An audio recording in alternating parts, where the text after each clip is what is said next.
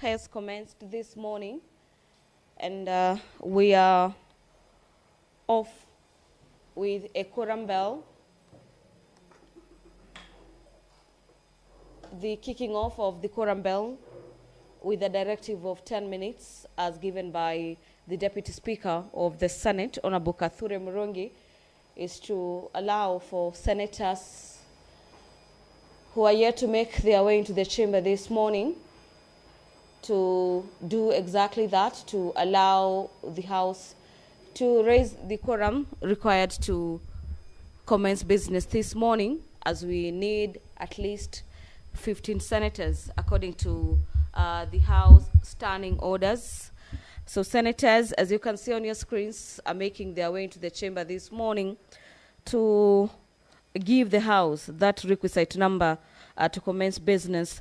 A procedural motion this morning will be moved on the limitation of debate on motions. These procedural motion will by the lead of the majority party, that pursuant to standing orders number 111, subsection 1 of the Senate, the House resolves that a debate on a motion not sponsored by the lead of the majority party or the minority party or a committee shall be limited to a maximum of 3 hours, with not more than 20 minutes for the mover, 20 minutes for the majority leader, 20 minutes for the minority party responder, and 15 minutes for each senator speaking. And further, that 15 minutes before the time expires, the mover shall be called upon to reply. So this is basically a motion setting the speed for the House business that is officially commencing today, after the House resumed its normal sitting yesterday, with the business being prioritized, being the formation of the House Business Committee, which the senators passed yesterday. And so that gave the green light to the House to commence the consideration of a number of business. The other procedural motion is a limitation of debate on a motion on President's address to Parliament, where the Senate leader of the majority party is proposing that, pursuant to standing orders of the House, standing orders number 27, subsection 6, the Senate resolves that the debate on a motion on President's address to Parliament shall be limited to a maximum of 3 sitting days and not more than 15 minutes for each senator speaking, excluding the mover in moving and replying. The House will this morning consider a number of bills. Among them is the Early Childhood Education Bill, this being an amendment to the existing Early Childhood Education Bill, Senate Bills number 54 of the year 2023. This bill is being sponsored at the Senate by Senator Eddie Okech, and it is currently at the Committee of the Whole stage, this being the third reading of the bill, where senators usually vote for the amendments proposed in the bill that is before the Committee of the Whole. The Senate this morning will equally be considering the report of the Mediation Committee on the Conflict of Interest Bill. This is National Assembly Bills number 12 of the year 2023 by the Vice Chairperson, a Mediation Committee, the report of the Standing Committee on Matters Education on a petition to the Senate regarding the Discrimination by Teacher Service Commission, TSC, on the payment of hardship and enhanced house allowances to some teachers in Kilifi and Taita Taveta counties. This is a motion by the Chairperson Standing Committee on Matters Education, who until now happens to be the senator for Murang'a County. But remember, given priority this morning is a motion that is seeking to disband the existing committees, where we'll be expecting rearrangements of chairpersons and members of various committees moving forward, this being the 4th session of the Senate. And remember, the term of each committee is about 3 years after a general election, and the time is ripe for the reconstitution of the committees at Parliament. The report of the Standing Committee on Matters Agriculture and Livestock and Fisheries on a petition to the Senate regarding the catastrophic maize diseases that farmers in Bomet County have endured for the last 12 years is a report for consideration by the Senate this morning. This report is being spearheaded by the chairperson, a Standing Committee on Matters Agriculture and Livestock, as well as Fisheries, on behalf of his committee members. The current chairperson for the Committee for Agriculture is the Senator for Kirinyaga County, Senator James Murango. Equally, Senator Murango, on behalf of his Committee on Matters Agriculture, will also be seeking to have the Senate consider the report of the Standing Committee on the Committee on Agriculture and Livestock on a petition to the Senate regarding the graft investigation by the Ethics and Anti-Corruption Commission, EACC, on the West Kano irrigation scheme. The Committee on Matters Trade,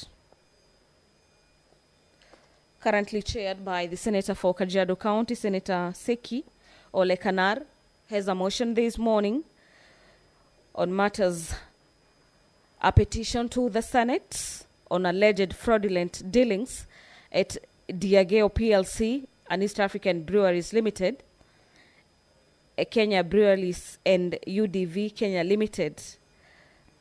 This petition is expected to be considered by the Senate in a report after the committee investigated the cases of fraudulent dealings.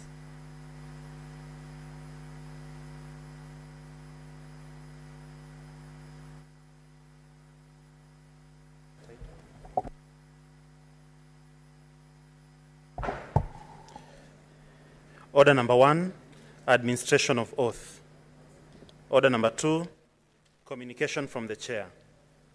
I will be making that communication shortly after the messages. Order number 3, messages.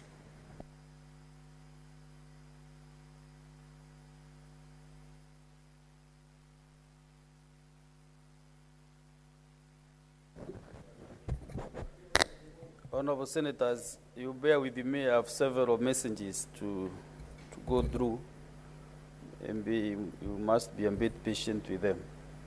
Honorable Senators, this is a message from the National Assembly of the Public Finance Management Amendment number 4 Bill, National Assembly Bills number 45 of 2024. Honorable Senators, I wish to report to the Senate that pursuant to Standing Order 46.3, I received the following message from the Speaker of the National Assembly regarding the passage by the National Assembly of the Public Finance Management Amendment number 4 Bill, National Assembly Bills number 45 of 2024.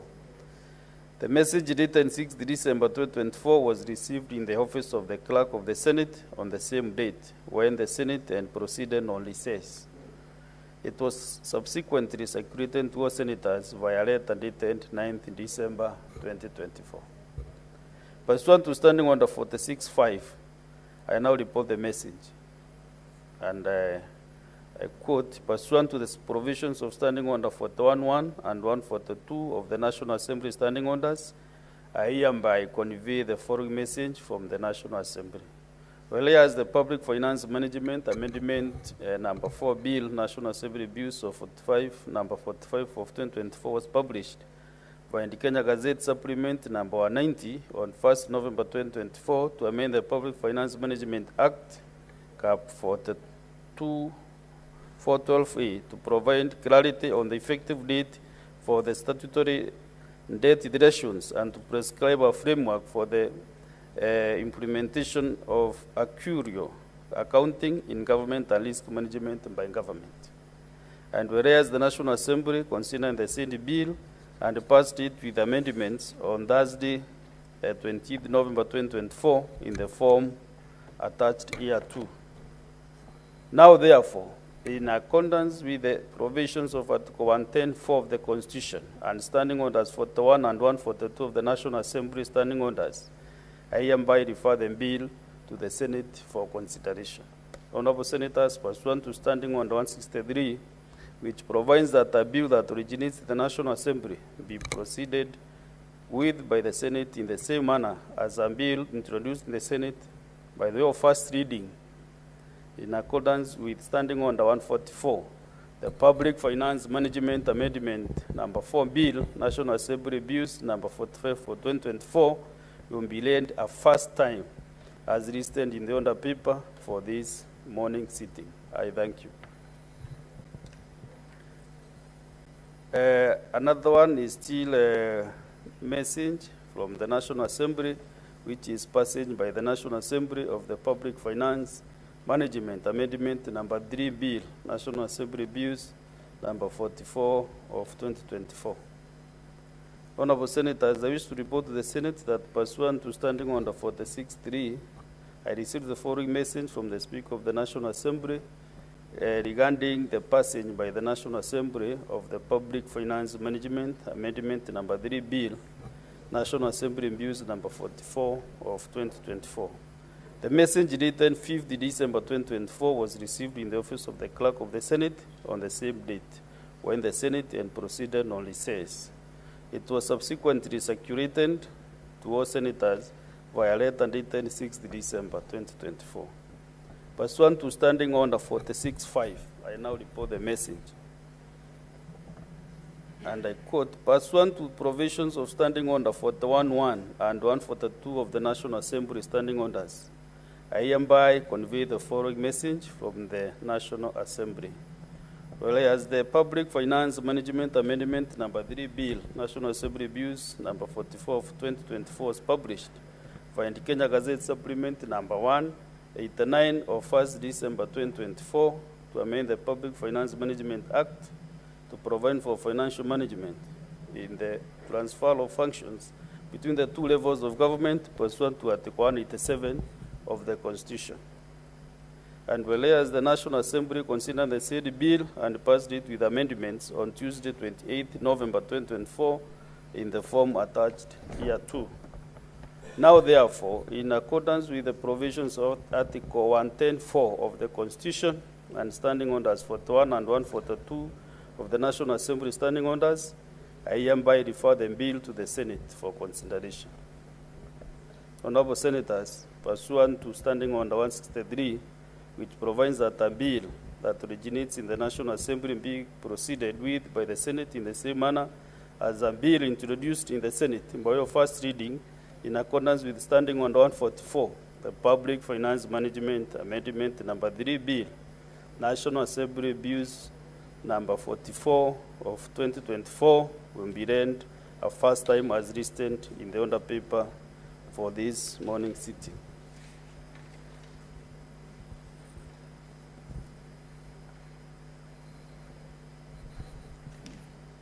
This is another message, again from the National Assembly, which is passed by the National Assembly of the Public Procurement and Asset Disposal Amendment Bill, National Assembly Bills Number 48 of 2024. Honorable Senators, I wish to report to the Senate that pursuant to Standing Order 46.3, I received the following message from the Speaker of the National Assembly regarding the passage by the National Assembly of the Public Procurement and Asset Disposal Amendment Bill, National Assembly Bills Number 48 of 2024. The message dated 6th December 2024 was received in the office of the Clerk of the Senate on the same date when the Senate and proceeded to recess. It was subsequently circulated to all Senators via letter dated 9th December 2024. Pursuant to Standing Order 46.5, I now report the message. Senator Enoch Kwambua, find the nearest seat. But if you sit where it's Democrat and Deputy Minority Leader, it will be better for you.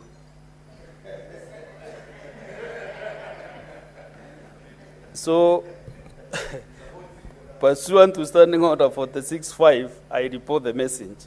Pursuant to the provisions of Standing Order 41.1 and 142 of the National Assembly Standing Orders, I hereby convey the message from the National Assembly.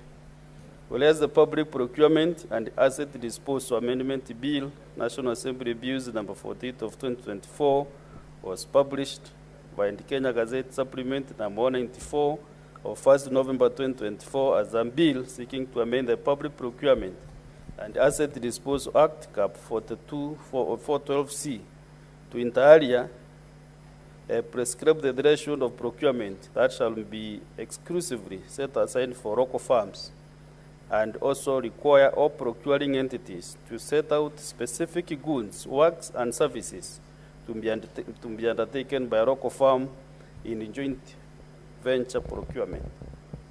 And whereas on Thursday, 20th November 2024, the National Assembly considered and passed the said bill with amendments and in the form attached hereto. Now, therefore, in accordance with the provisions of Article 110(4) of the Constitution and Standing Orders 41.1 and 142 of the National Assembly Standing Orders, I hereby refer the bill to the Senate for consideration. So, Honorable Senators, pursuant to Standing Order 163, which provides that a bill that originates in the National Assembly be proceeded with the Senate by the Senate in the same manner as a bill introduced in the Senate by your first reading, in accordance with Standing Order 144. The Public Procurement and Asset Disposal Amendment Bill, National Assembly Bills number 48 of 2024, will be read the first time as listed in the order paper for this morning sitting. This is the last one, another message from the National Assembly, passed by the National Assembly Bill of the Cooperatives Bill, National Assembly Bills number 7 of 2024. Honorable Senators, I wish to report to the Senate that pursuant to Standing Order 46.3, I received the following message from the Speaker of the National Assembly regarding the passage by the National Assembly of the Cooperatives Bill, National Assembly Bills number 7 of 2024. The message dated 16th January 2025 was received in the office of the Clerk of the Senate on the same date when the Senate was on recess. It was subsequently circulated to all senators via letter dated 17th January 2025. Pursuant to Standing Order 46.5, I now report the message. Pursuant to the provisions of Standing Order 41.1 and 142 of the National Assembly Standing Orders, I hereby convey the following message from the National Assembly. Whereas the Cooperatives Bill, National Assembly Bill number 7 of 2024 was published by the Kenya Gazette Supplement number 32 of 9th February 2024 to provide for the establishment of the Office of the Commissioner for Cooperative Development at the national level of government and the Office of the County Director for Cooperatives in each county government, and to provide for the promotion, registration, and regulation of cooperatives, to provide for intergovernmental cooperative relations and for connected purposes. And whereas the National Assembly considered the said bill and passed it on 3rd December 2024 with amendments in the form attached hereto. Now, therefore, in accordance with the provisions of Article 110(4) of the Constitution and Standing Orders 41 and 142 of the National Assembly Standing Orders, I hereby refer the bill to the Senate for consideration. Honorable Senators, pursuant to Standing Order 163, which provides that a bill that originates in the National Assembly be proceeded with by the Senate in the same manner as a bill introduced in the Senate for your first reading, in accordance with Standing Order 144, the Cooperatives Bill, National Assembly Bills number 7 of 2024, will be read the first time as listed in the order paper for this morning sitting. I thank you.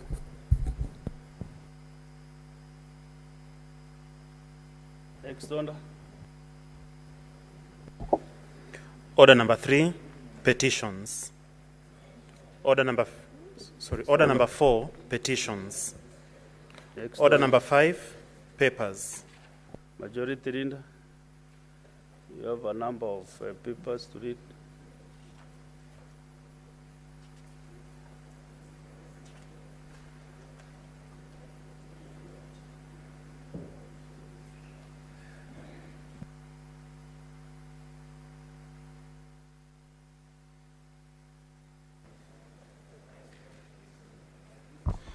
Mr. Speaker, sir, I beg to lay the following papers on the table of the Senate today, the 12th February 2025. Session of paper number 1 of 2025 on the foreign policy of the Republic of Kenya. 2, the Civil Aviation Aircraft Accident and Incident Investigation Regulations Notice number 5 of 2024. Commission on Revenue Allocation, recommendations on the county government's recurrent expenditure budget ceilings for financial year 2025-2026. The Commission on Revenue Allocation, recommendations on the fourth basis for revenue sharing among the county governments for financial year 2025-2026 to 2029-2030. The Auditor General report on the county government's county executives for financial year 2023 to 2024, Volume 1. The Auditor General's report on the county government's county assemblies for 2023-2024, Volume 2. The report of the Office of the Control of Budget on the National Government Budget Implementation Review for the first quarter for financial year 2024-2025. The Judicial Service Commission Annual Report for financial year 2023-2024. The Kenya Law Reforms Commission Annual Report for the financial year 2023-2024. The National Cohesion and Integration Commission Annual Report and Financial Statements for financial year 2022-2023.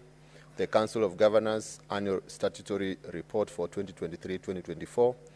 The Public Service Commission Annual Report for financial year 2023-2024. The Public Service Commission Report on Citizen Satisfaction and Impact Evaluation on Service Delivery in Public Institutions.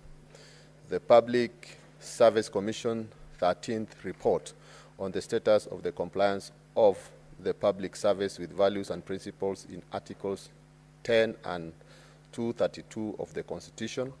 The fourth Medium-Term Plan 4, 2023-2027 booklet by the National Treasury and Economic Planning, State Department for Economic Planning. The National Reporting Indicator Handbook for the fourth Medium-Term Plan 2023-2027 by the National Treasury and Economic Planning, State Department for Economic Planning. The National Reporting Indicator Handbook for fourth Medium-Term Plan 4, 2023-2024 by the National Treasury and Economic Planning, State Department for Economic Planning, and the fourth Medium-Term Plan 2023-2027 booklet, popular version, by the National Treasury and Economic Planning, State Department for Economic Planning. I beg to lay. Thank you. Thank you, Honorable Senators. Maybe you can realize we have a supplementary on the paper. Maybe if you have not checked, you shouldn't be aware. Before we go to the next order,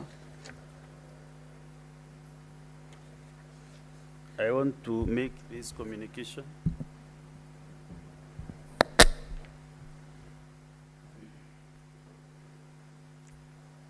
This communication is on the implementation of the resolution of the Senate on the report of the Committee of Powers and Privileges on the conduct of Senator Gloria Roba, MP.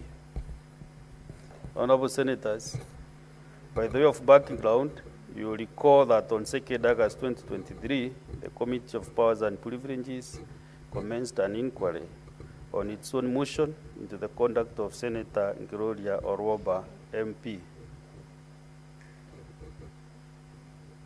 The committee sought to make a determination on whether the conduct of the senator in relation to the publication of allegations by the senator on the Senate Business WhatsApp group constituted a breach of privilege, and if the conduct was found to be a breach of privilege, appropriate recommendations be made in accordance with the Parliamentary Powers and Privileges Act and the Senate Standing Orders. Honorable Senators, as the Committee of Powers and Privileges was settling down to investigate the matter, Senator Onyonka, you can find your way to the nearest seat.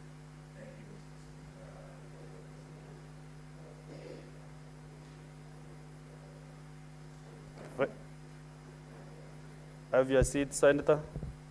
The nearest one for this matter. This is a long communication, but maybe you shouldn't again be patient with it. So, Honorable Senators, as the Committee of Powers and Privileges was settling down to investigate the matter, Senator Ngirori Orobo on 4th August 2023 found a petition in the High Court in Nairobi, being Nairobi High Court petition number E283 of 2023, against the Attorney General, the Clerk of the Senate, the Speaker of the Senate Committee of Powers and Privileges, and the Senate of the Republic of Kenya. In the petition, the Senator sought conservatory orders barring the Senate Committee of Powers and Privileges from proceeding with the inquiry into her conduct. The court, while certifying the matter as urgent, declined to grant the conservatory orders sought and instead ordered that the application be served and be mentioned on 21st September 2023 to confirm compliance and for further directions.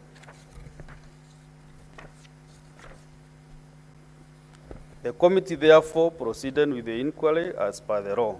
It concluded its inquiry and tabled a report before the Senate thereon on 9th August 2023, upon which a motion for the consideration of the report of the committee was debated in the following terms: that the Senate adopts the report of the Committee of Powers and Privileges on the inquiry on its own motion into conduct of Senator Ngirori Orobo MP, and to establish if the conduct constituted breach of parliamentary privilege laid on the table of the Senate on Wednesday, 9th August 2023. Honorable Senators, you recall that the debate on the motion commenced on 10th August 2023, and on 20th September 2023, the Senate, by resolution, adopted the report of the Committee of Powers and Privileges. The recommendations adopted by the Senate on the matter were that, 1, pursuant to Section 17(3)(g) of the Parliamentary Powers and Privileges Act 2017, the Senator be suspended from the House for the remainder of the second session of the 13th Parliament. And 2, pursuant to Section 17(3)(d) of the Parliamentary Powers and Privileges Act 2017, restriction of access to the precincts of Parliament, as defined in Section 3 of the Parliamentary Powers and Privileges Act 2017, and Standing Order 2 of the Senate Standing Orders, and withholding the use or enjoyment of any specified facility provided to members by Parliament to be applied to the Senator for the remainder of the second session of the 13th Parliament. And 3, on resumption of Senate sitting for the third session, the Senator, while at the bar, apologizes to the Senate, Honorable Senators, the Clerk of the Senate, and the Secretariat of Parliament before being admitted to the Senate, pursuant to Section 17(3)(c) of the Parliamentary Powers and Privileges Act 2017. This resolution of the Senate was communicated to the Senator via the letter reference number SEN/RESOLS/24/2023-01, dated 20th September 2023, and was under implementation by the Senate. Honorable Senators, on 20th of September 2023, Senator Ngirori Orobo again filed a judicial review application number E008 of 2023 in Machakos High Court against the Clerk of the Senate, the Speaker of the Senate Committee of Powers and Privileges, and the Senate of the Republic of Kenya. The Senator sought leave to apply for judicial review orders to quash the recommendations of the Committee of Powers and Privileges and the resolution of the Senate made on 28 September 2023. The Senator further sought orders to restrain the respondents referred to herein above from implementing the recommendations of the report of the Committee of Powers and Privileges as adopted by the Senate on 28 September 2023. The Senator also sought orders to compel the respondents to give effect to Articles 10, 27, 31, 33, 36, 47, 50, and 117 of the Constitution of Kenya. On 20th September 2023, the matter was heard ex parte before the High Court at Machakos, and orders were issued whose effect was to suspend implementation of the resolution of the Senate of 20th September 2023 as contained in the report of the Committee of Powers and Privileges, pending a hearing and determination of the substantive judicial review application. By a communication from the Chair to the Senate dated 5th October 2023, in the presence of Senator Gloria Roba, MP, following the resolution of the Senate to adopt the report of the Committee of Powers and Privileges on the conduct of the Senator, and having considered this matter after taking into account previous rulings of Speakers of Parliament and the court decisions, it was the Speaker's ruling that whereas the Senate was dissatisfied with the conservatory order obtained by Senator Gloria Roba, the Senate shall comply with the said order while reserving its right to rigorously defend its position in court, and that the Senate did not breach the Constitution or any other law in arriving at its decision to suspend the Honorable Senator. Honorable Senators, Machakos High Court, JR, which means Judicial Review Application number E283 of 2023, Gloria Roba versus AG, Clerk of the Senate, and 3 others, was subsequently transferred to the High Court at Milimani and was heard before Honorable Justice L.N. Mugambi, and judgment was delivered electronically on 15 January 2025. It was the finding of the court that the petitioner, ex parte applicant, Senator Gloria Roba, MP, was provided with the opportunity to appear and state a case, presumably even raising all the manner of preliminary issues before the 4th respondent. But she instead opted not to participate and walked out on the 4th respondent, having voluntarily refused to participate. I find that there was no infringement of right to fair and administrative action or the right to fair hearing in the circumstances of this case. I thus dismiss this petition, judicial review application, with the courts to the respondents. The import of the judgment is that the court order staying the resolution of the Senate on the report of the Committee of Powers and Privileges, as well as any other consequential orders in the matters filed by the Honorable Senator, have lapsed. The suspension of Senator Gloria Roba may now therefore commence. Honorable Senators, you recall that a resolution of the Senate, let me have mercy to these honorable senators. Just sit there where you are.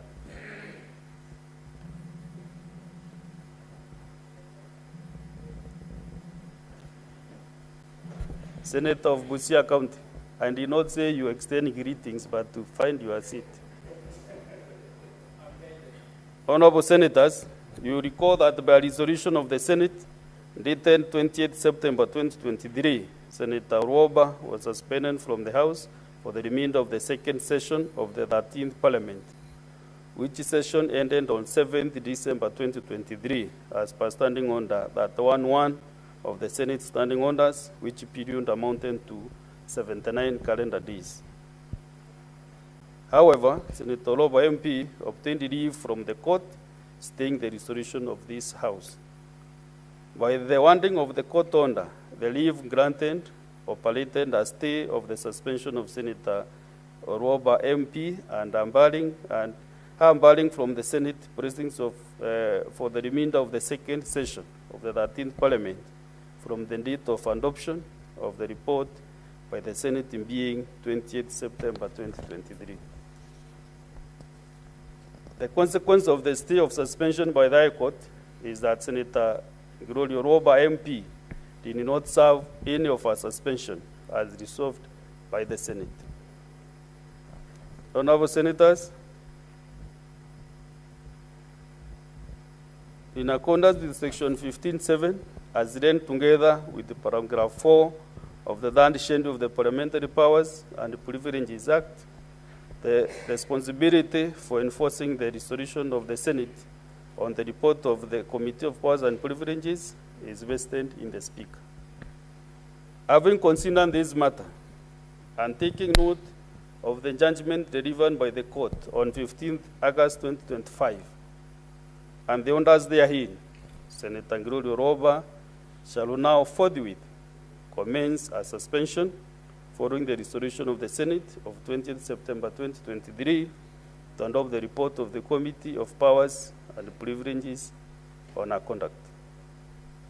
The 79 calendar days that were to be applied in the year 2023 will therefore run from today, Wednesday, 12th February 2025, to Thursday, 1st May 2025. The office of the Clerk of the Senate is directed to enforce the resolution of the Senate made on the 20th of September 2023 in the terms referred to above. I thank you.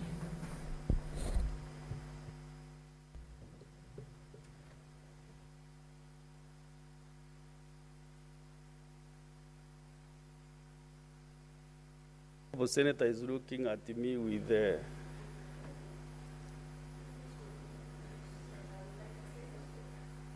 so, yeah, because you are looking at me and I have no recourse to what I have communicated, but on humanitarian grounds, let me give you a minute or two to say something as you commence your suspension.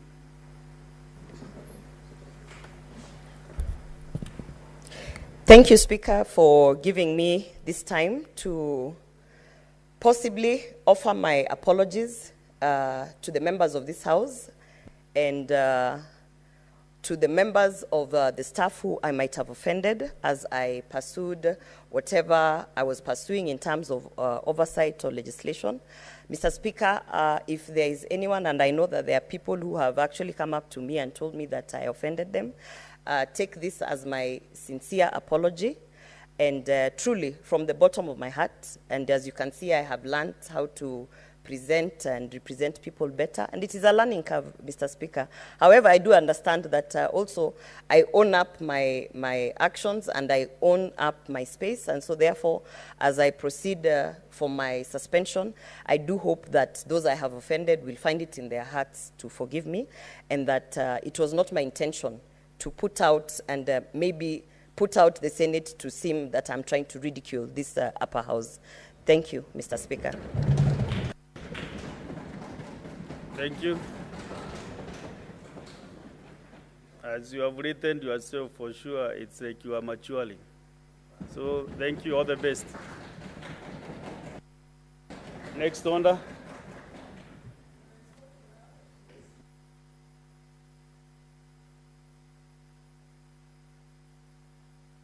Next order, clerk. Order number 6, notices of motion. Majority Leader, there is a notice of motion you are supposed to give.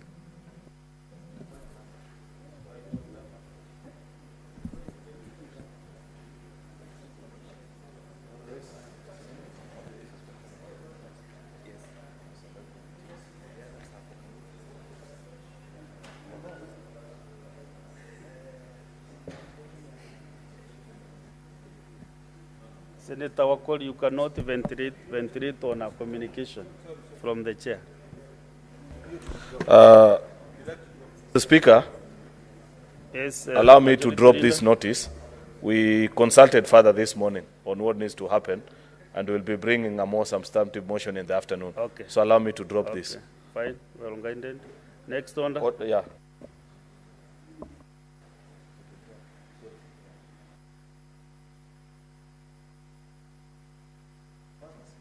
The other notices of motion by from number 1 to number 6, Chairperson Mediation Committee on the Conflict of Interest Bill National Assembly Bills number 12 of 2023.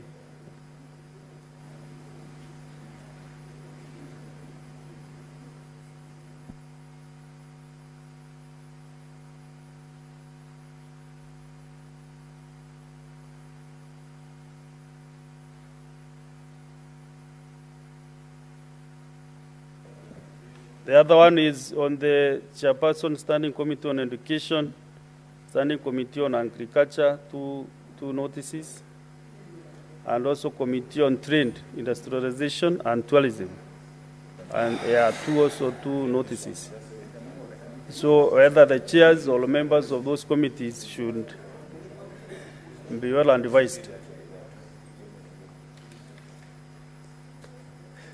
Thank you, Honorable Speaker.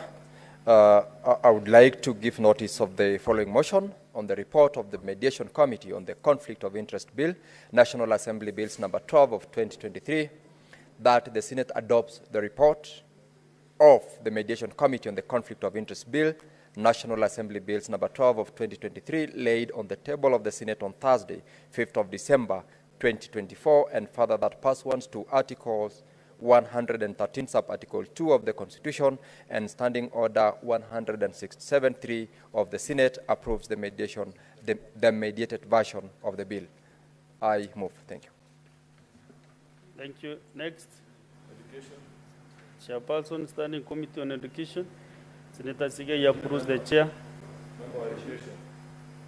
Senator Sigei. Just do it. Huh? You can read.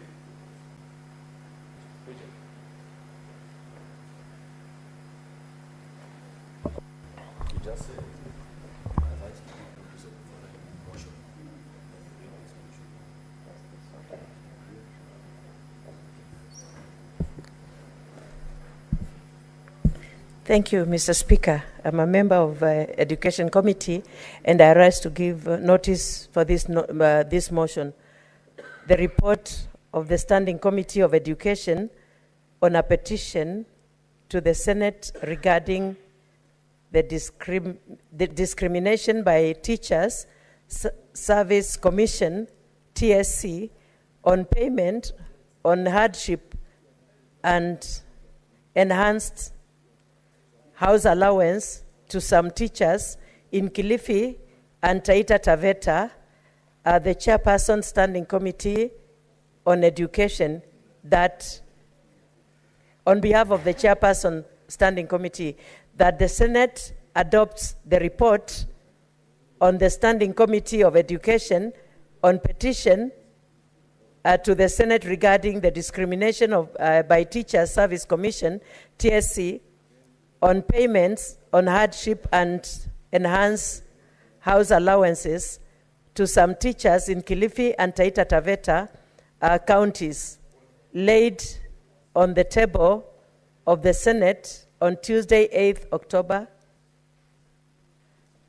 laid on the table of the Senate today, February 2025. October, okay. Laid on the table of the Senate on Tuesday, 8th October, 2024. Thank you, Mr. Speaker. Chair, Standing Committee, Senator Mundigi. Senator Mundigi. Honorable Senators, give way for Senator Mundigi to. I rise to give notice of the following motion. Mr. Modigi, Senator M County. Report of the Standing Committee on Agriculture, Livestock and Fisheries on a petition to the Senate regarding the catastrophic means diseases that farmers in Bomet County have endured for the last 12 years. Second, I rise to give notice of the following motion. Report of the Standing Committee on Agriculture, Livestock and Fisheries on a petition on the Senate regarding graft investigation by the Ethics and Anti-Corruption Commission, EACC, on the West Canal irrigation scheme. Thank you, Mr. Speaker. Chairperson, Trade Committee, or any member of that committee? Senator Mondet, proceed to give notice.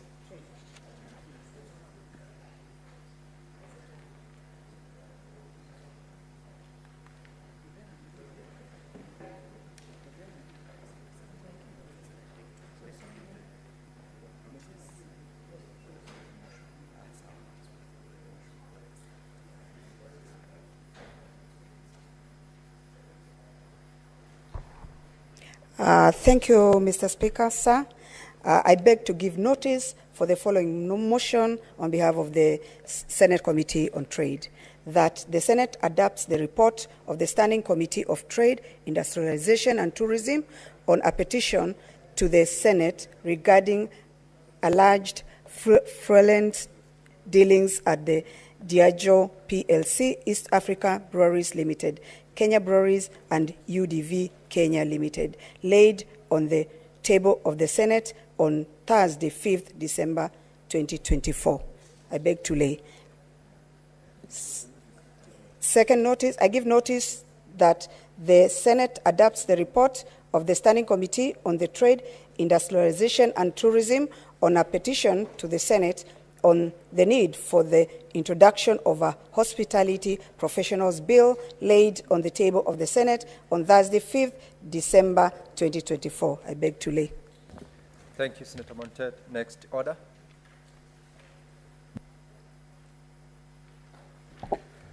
Order number 7, questions and statements.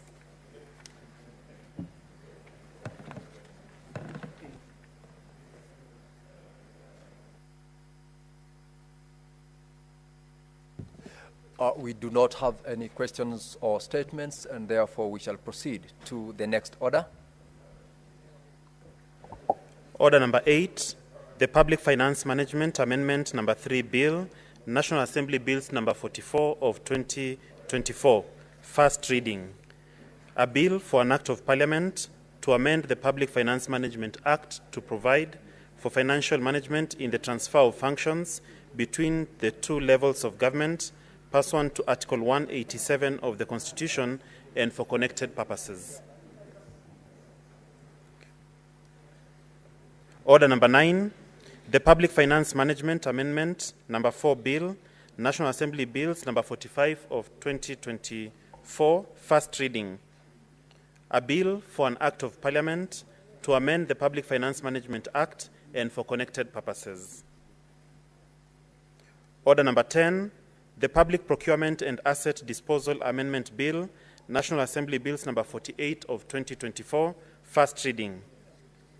A bill for an act of Parliament to amend the Public Procurement Act, to amend the Public Procurement and Asset Disposal Act and for connected purposes.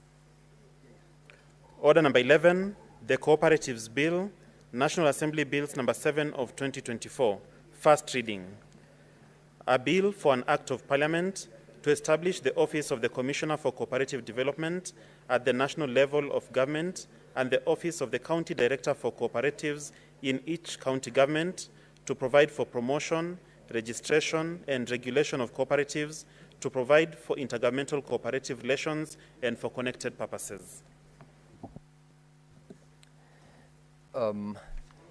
The Majority Leader has since deferred the motion under order number 12, so we will move to the next procedural motion. Call out the next order to allow the Majority Leader to move. Order number 13, procedural motion, limitation of debate on motions. Leader of Majority.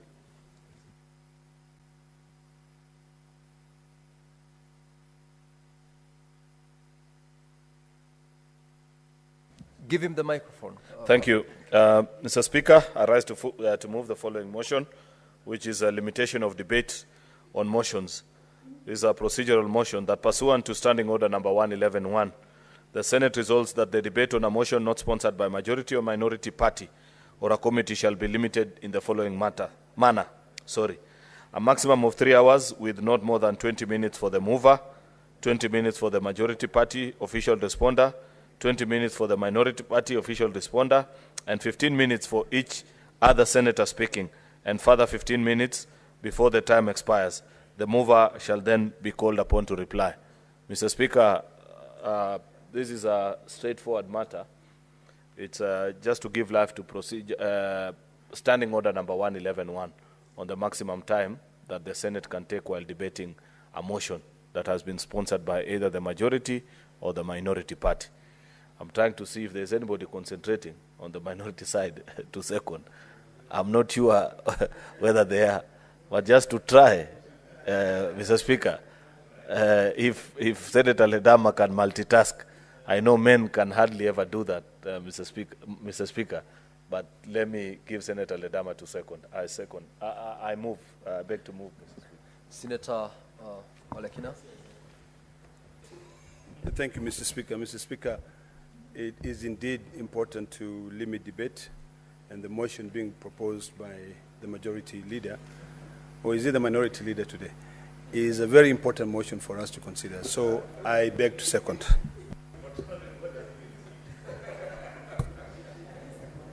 Now, Honorable Senators, I propose the question that, pursuant to Standing Order 111.1, the Senate resolves that debate on a motion not sponsored by the majority or minority party or a committee shall be limited in the following manner. A maximum of 3 hours with not more than 20 minutes for the mover, 20 minutes for the majority party official responder, 20 minutes for the minority party official responder, and 15 minutes for each other senator speaking. And further, that 15 minutes before the time expires, the mover shall be called upon to reply. Honorable Senators, I see there are members who have made requests to contribute. Senator Wakoli and Senator Manzo, I believe. All right, then I will then proceed to put the question. Honorable Senators, I now put the question that, pursuant to Standing Order 111.1, the Senate resolves that debate on a motion not sponsored by the majority or minority party or a committee shall be limited in the following manner. A maximum of 3 hours with not more than 20 minutes for the mover, 20 minutes for the majority party official responder, 20 minutes for the minority party official responder, and 15 minutes for each other senator speaking. And further, that 15 minutes before the time expires, the mover shall be called upon to reply. Now, Honorable Senators, will as many as of that opinion say aye? Aye. Will as many as of a contrary opinion say nay? The ayes have it. Let's call the next order. Order number 14, procedural motion, limitation of debate on adjournment motion. Majority Leader, proceed to move. Rise to move the following motion, which is the limitation of debate during an adjournment motion. That notwithstanding the provisions of Standing Order number 111.4, the debate on any motion for adjournment of the Senate to a day other than the next normal sitting day in accordance with the calendar of the Senate shall be limited to a maximum of 2 hours with not more than 15 minutes for each senator speaking, after which the Senate shall adjourn without question put, provided that when the period of recess proposed by any such motion does not exceed 9 calendar days, the debate shall be limited to a maximum of 30 minutes and shall be confined to the question on the adjournment. Another procedural motion, Mr. Speaker, to give life to Standing Order 111.4. I request Senator Eddie Okech to second. I thank you, Mr. Speaker. Senator Okech. Chair, this is a procedural motion, therefore I second.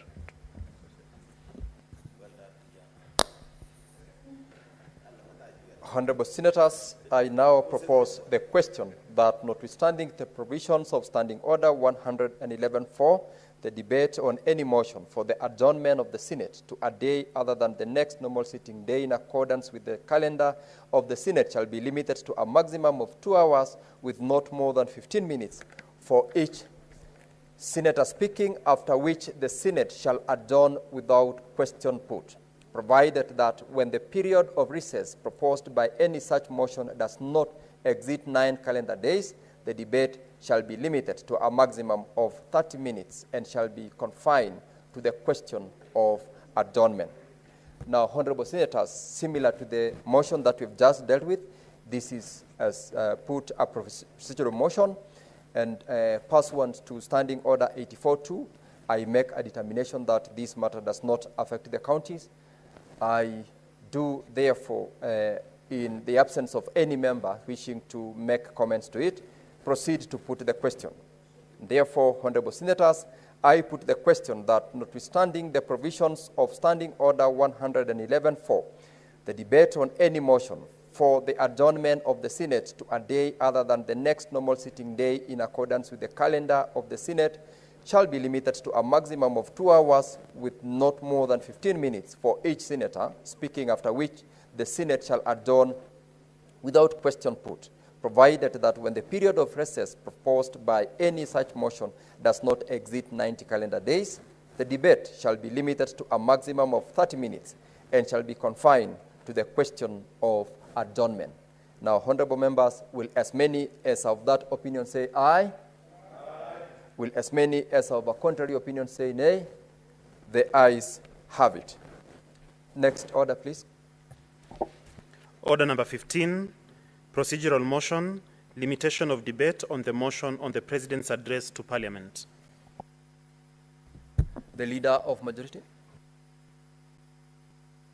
Speaker, this is a rise to move the following motion, which is a limitation of debate on the motion on the President's address to Parliament, that pursuant to Standing Order number 27-6, the Senate resolves that the debate on the motion on the President's address to Parliament shall be limited to a maximum of 3 sitting days, with not more than 15 minutes for each of the senators speaking, excluding the mover in moving and replying, who shall be limited to 30 minutes in either case, and that the majority leader and the Senate minority leader shall be limited to 30 minutes each.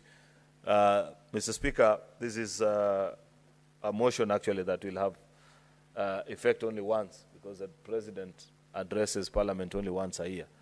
And it's just to limit the time. Each senator 15 minutes and 30 minutes to the majority and minority leader. I thank you, Mr. Speaker, and request the Leader of Minority, Senator Manzayo, to second. Senator Manzayo, proceed to take the stand. Thank you, Mr. Speaker. I do second.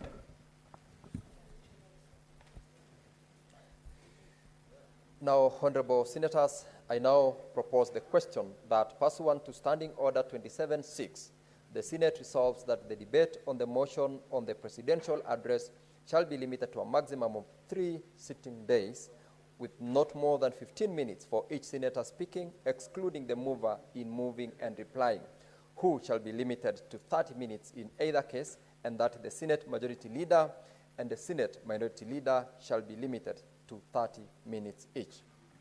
Similarly, honorable members, this being a procedural motion, and in the absence of members keen on contributing to this motion, I make a determination pursuant to Standing Order 84-2 that this is a matter that does not affect counties, and therefore proceed to put the question that pursuant to Standing Order 27-6, the Senate resolves that the debate on the motion on the presidential address shall be limited to a maximum of 3 sitting days, with not more than 15 minutes for each senator speaking, excluding the mover in moving and replying, who shall be limited to 30 minutes in either case, and that the Senate majority leader and the Senate minority leader shall be limited to 30 minutes each. Honorable senators, will as many as of that opinion say aye? Aye. Honorable senators, will as many as of that opinion say aye?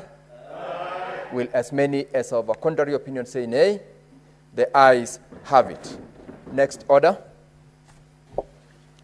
Order number 16, the Environment Laws Amendment Bill, Senate Bills number 23 of 2024, second reading. Resumption of debate interrupted on Thursday, 31st October 2024.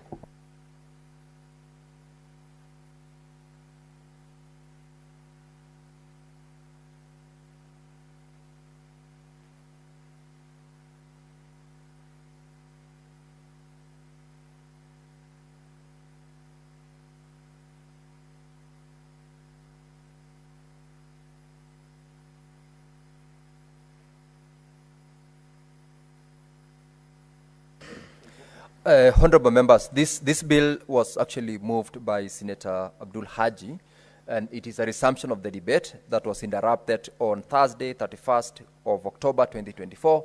It is open to members because the members who had spoken to it is Senator Haji as well as the seconder Senator Chirargei. Honorable members, it's open for you to contribute to it. Give the leader of majority the microphone. Thank you. Mr. Speaker, I thank you. This is an extremely important bill because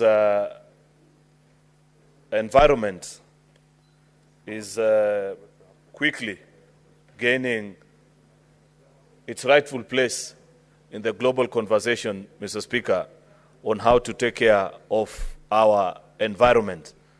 And there's no bigger conversation in the world right now, actually, that I can imagine that attracts more attention more than the management of our environment. And we continue to face many challenges, Mr. Speaker, as a country because of how we have treated this subject with either contempt or lack of serious significance, not knowing full well the effects or the changes and of a change in the environment due to poor management. This act or this bill, Mr. Speaker,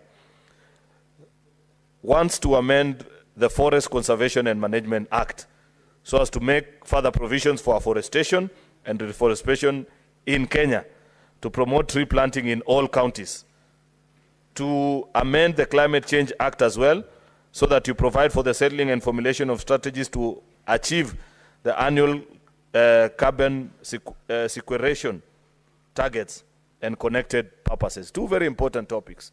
You will recall, Mr. Speaker, that the President has led the country in a rallying call to try and achieve this country to plant 15 billion trees by the year 2030, Mr. Speaker.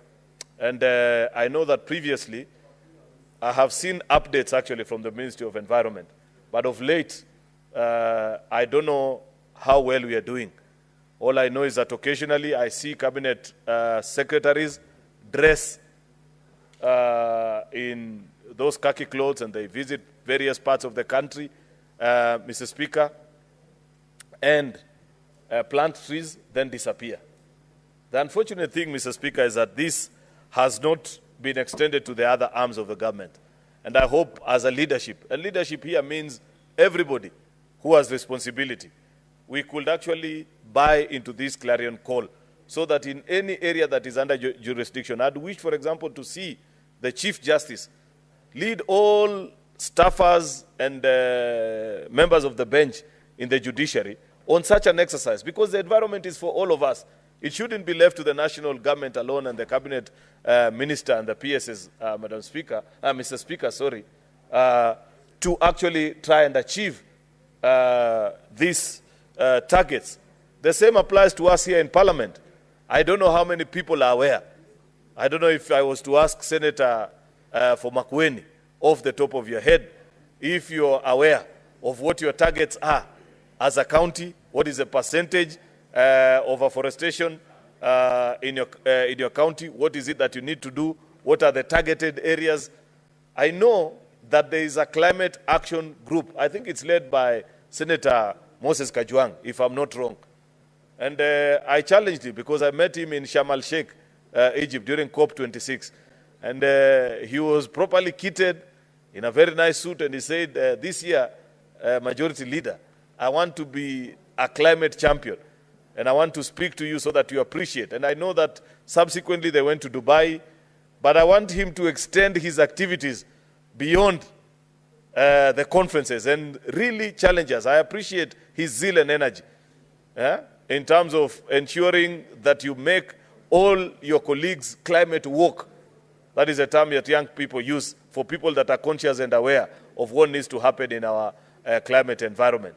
And I wish that Senator Moses Kajwang was here when you're discussing this bill, Mr. Speaker, so that he leads us into appreciating what role we can play as legislators as well. Because many times I have seen us join in on the efforts that are being carried out by members of the executive alone.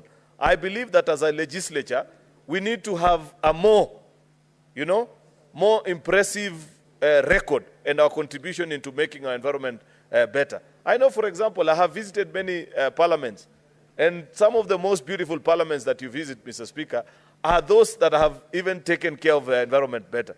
I think this institution, ours, the campus of this Parliament of Kenya, scores very poorly on that particular rank, because we felled almost all trees, and there's hardly any tree within the corridors and the parliamentary square. And we need to begin even from our own institution just to set an example of a dedication of the percentage of the total land that belongs to Parliament here, Mr. Speaker, that we plant trees that 20, 50 years down the line, people can recall. I believe on important days, Mr. Speaker, Senate should lead actually in. Honorable Senators, if you are consulting, please do so in low tones to allow the Leader of Majority to contribute in peace. For those who are interrupting with loud engagements within the chamber. Proceed, Leader of Majority. Thank you, Mr. Speaker. So I was explaining that as Parliament, we have a responsibility that perhaps part of the things that you can consider on special days and special occasions, when things happen, and when we have dignitaries, occasionally we have presidents and heads of governments who visit Parliament. Apart from these traditional rites of coming to lay flowers at the grave of a founding father of the nation, an important exercise, Mr. Speaker, I believe that they should be able to plant trees as well, Mr. Speaker. And we set up a good corner for them so that we continue to lead as an example, and Parliament does not look as bare as it looks today.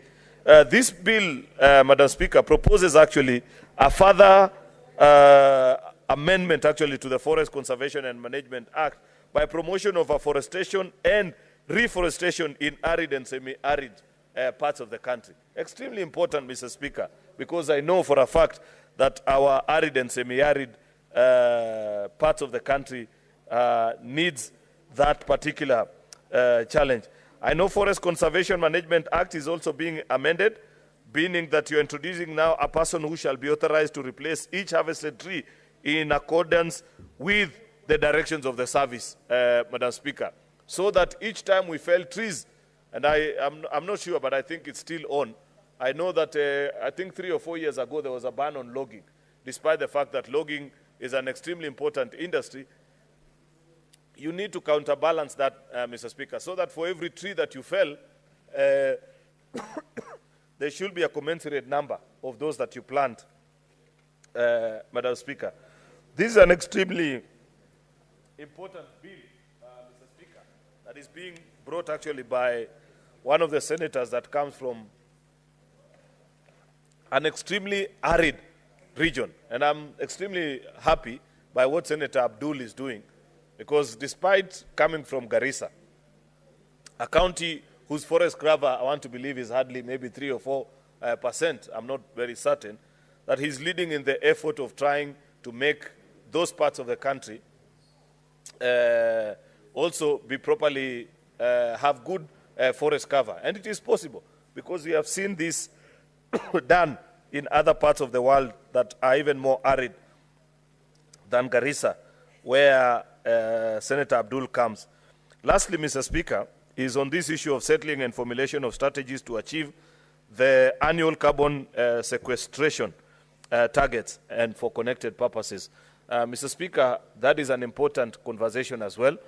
I know with the coming in of President Trump in America, and his very radical in the opposite way views on how to do climate management, the world will be affected, Mr. Speaker, because of companies that will now perhaps not feel the urge to meet their share of trying to be environmentally sustainable in their practices, Mr. Speaker. But I don't believe that money alone was the only motivation, and I don't believe that this was a responsibility of one country.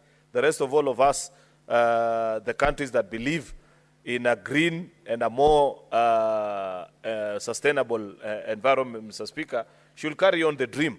Who knows, in other years to come, some of these countries that today do not see the need to lead these efforts, Mr. Speaker, will be calling upon us, you know, to assist them in one way or the other. Therefore, I want to lend my support into this very noble exercise of ensuring that actually each county achieves their targets. And Senator Abdul will lay out bare the strategies that the various county governments will do so to ensure that we achieve that particular regard. Therefore, Mr. Speaker, with those many comments, I'd wish to leave it at that. I know that Section 21 has provided for the functions of forestry on the county government, which includes something very important, and which is 21C, which is the preparation of an annual report with the approval of the county assembly. That is, our county assemblies will actually confirm, that report on the activities of the county government in relation to this act and any national policies for forest management, so that each governor can actually give an account of basing on all the activities, because all these forestation and afforestation activities, Mr. Speaker, they happen in counties. And it is important for county governments to give an account and say, in our county, we have achieved our target to have grown from this number to the other. And the county assembly members who come from the various wards that make up a county to affirm and share that report. I don't know whether, Senator Abdul, it is possible to push and ensure that those reports are actually filed with the Senate, apart from just being approved in the National Assembly, so that we are also custodians of the reports that come from these county assemblies. With those many remarks, I beg to support. I thank you, Mr. Speaker. Thank you, Majority Leader. Senator Wambua Enoch.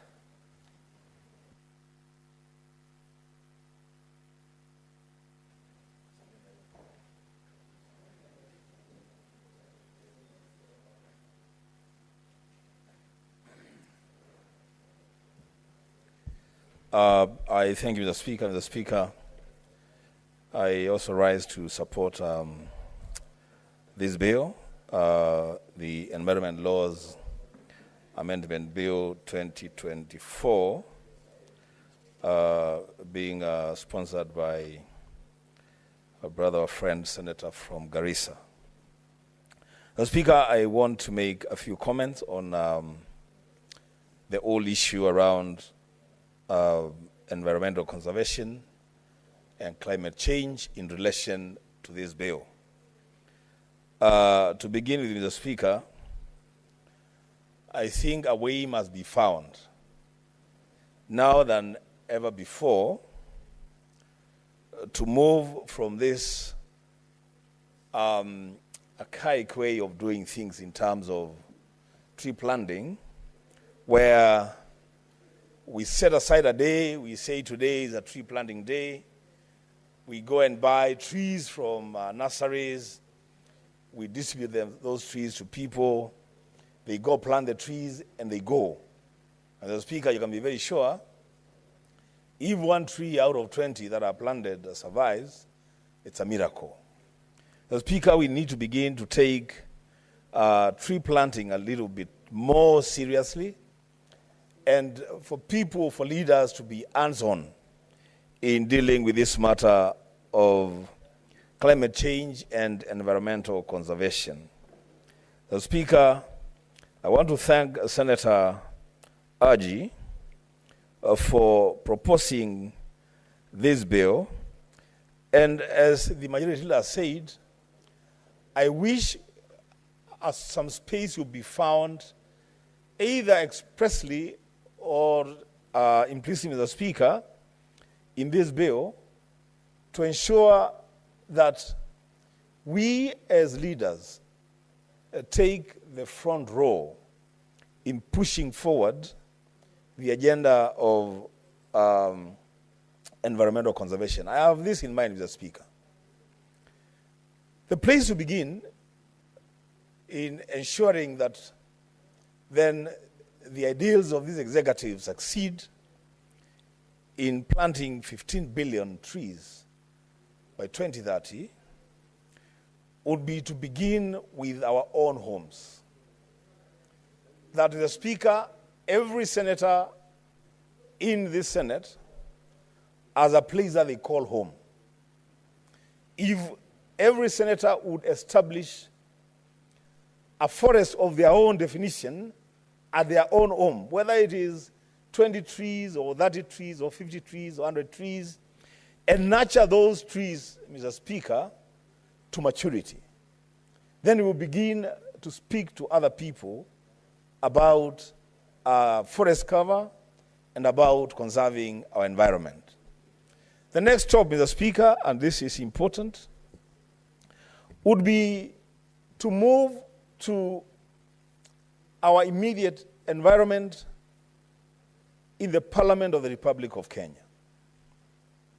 Mr. Speaker, I want to challenge the mover of this, the promoter of this bill, to work closely with the administration of Parliament and make sure that this Senate, each senator gets a tree, a seedling, and we grow them within this environment, within the compound of Parliament, and make sure that the remaining 2.5 years, each senator nurtures their own seedling to maturity.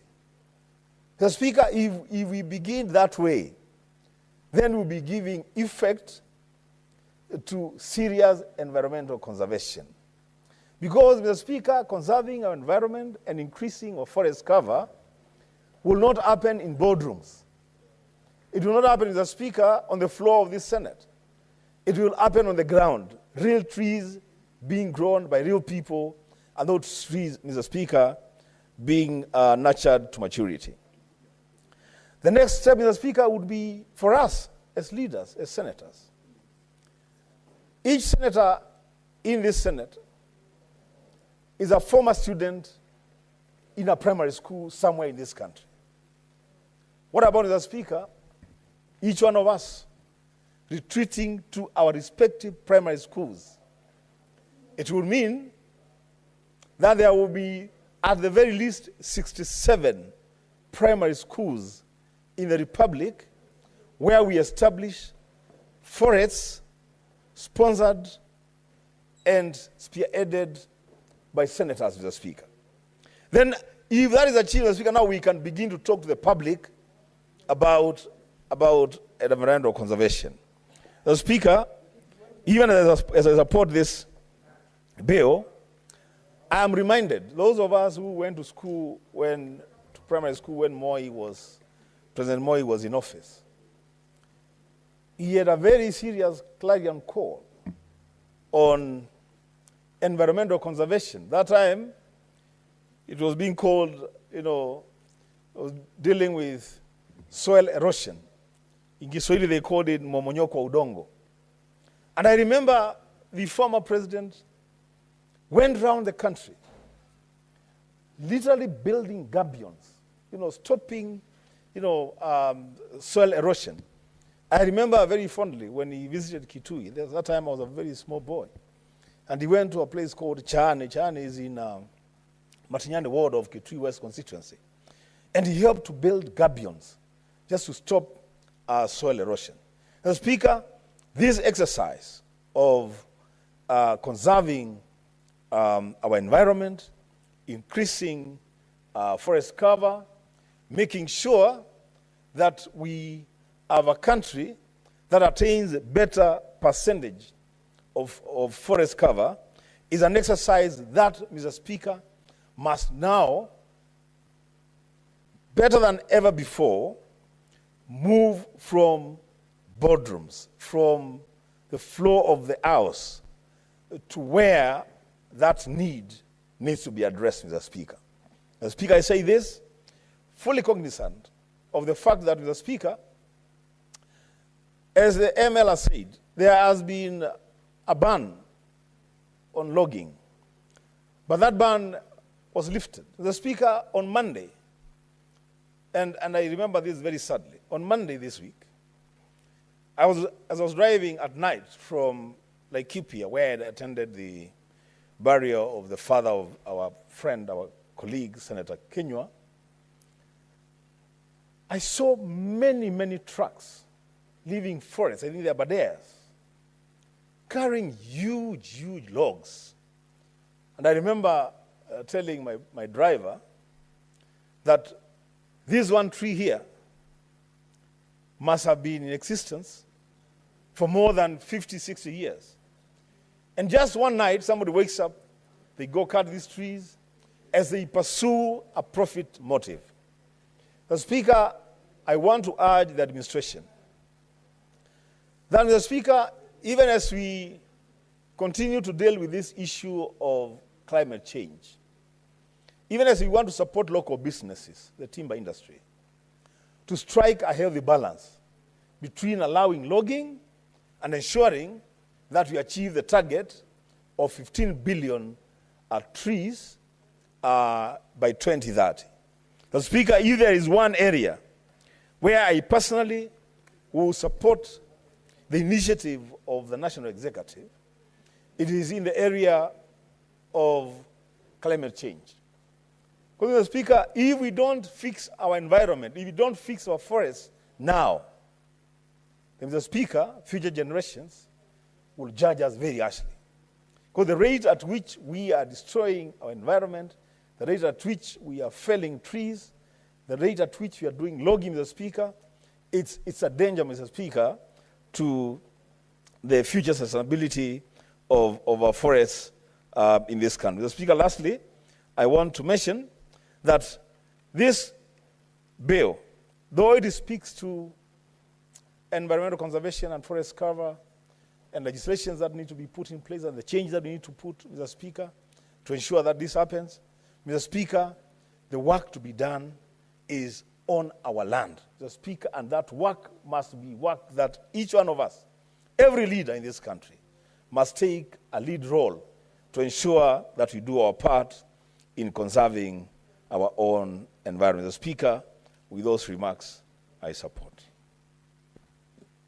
Thank you, Senator Kio Wambua. Senator Esther Okenyuri.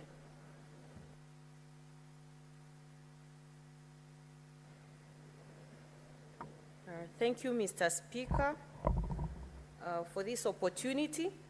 I also wish to support this amendment bill by Senator Abdul Haji.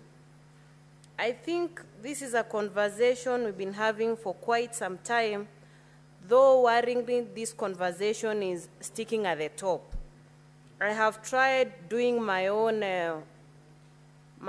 analysis and trying to gather views, especially from ordinary people, that's the general public. Most of them are actually hearing about why we need to plant trees to help deal with climate change, or rather have it as an economic activity that they should engage in.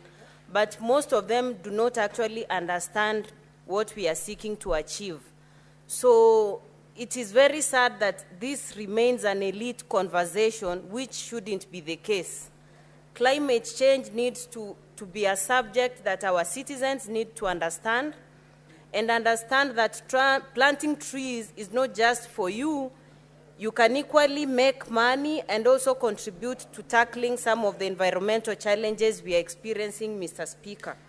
When I actually look at some of the proposed amendments that are coming in, like formulating and implementing plans for sourcing tree seeds and seedlings that are suitable for the environment, immediately I see an economic opportunity, because our people can then go ahead and have so many of these seed beds, have seedlings which can be purchased for planting, and in one way or another you're making money. To the county governments only, but we also need to accommodate individual farmers or individual people who want to do tree planting for commercial purpose.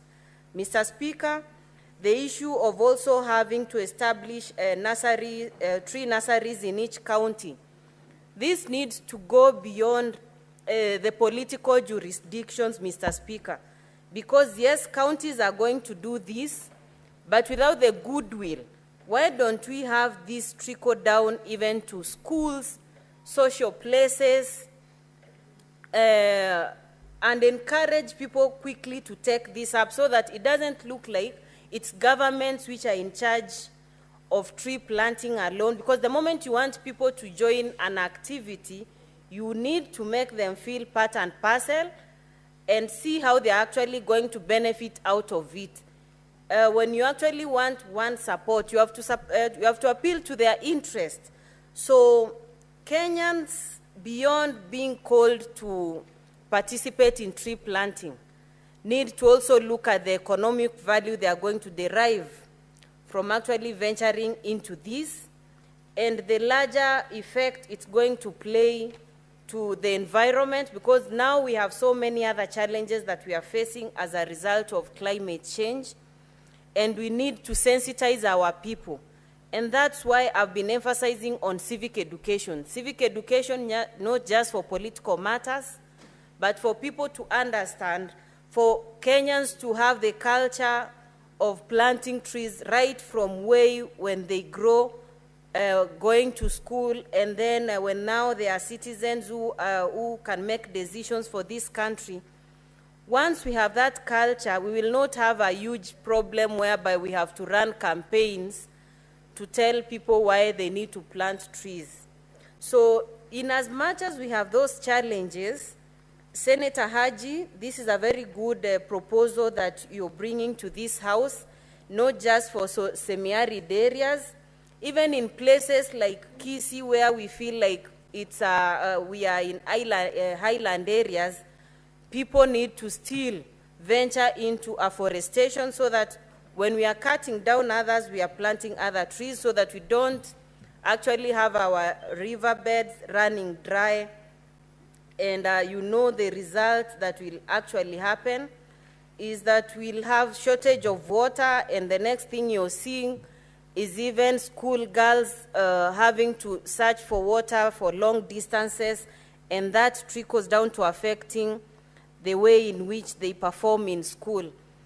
Mr. Speaker, I equally see the bill proposing that we will have the Forest Conservation Management Act being amended to include that a person who harvests a tree shall replace the tree under the direction in an area designated by the service.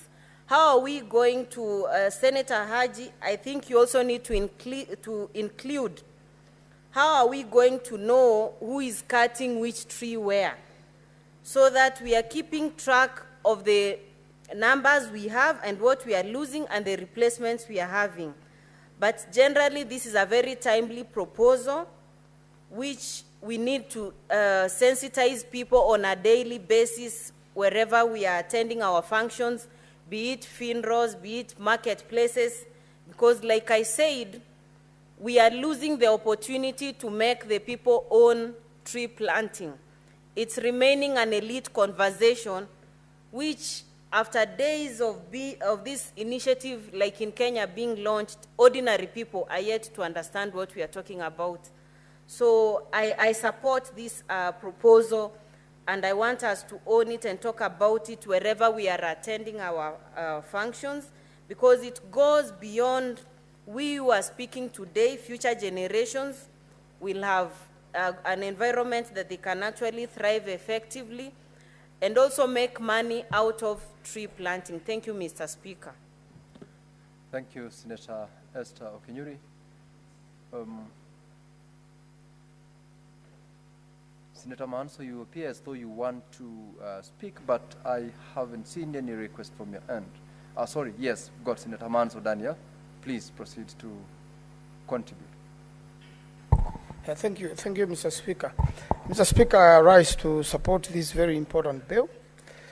And the basis is that climate change is real. And the law we've been having in place is a very old law, Mr. Speaker.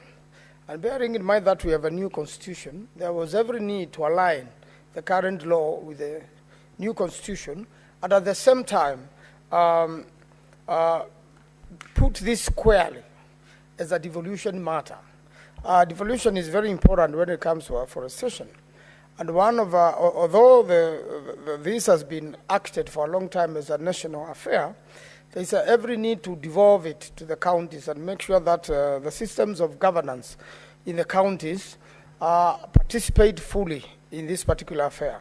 Mr. Speaker, for a long time, trees have been cut without being replaced, and especially in the drier parts of the country, it is even more appalling, Mr. Speaker.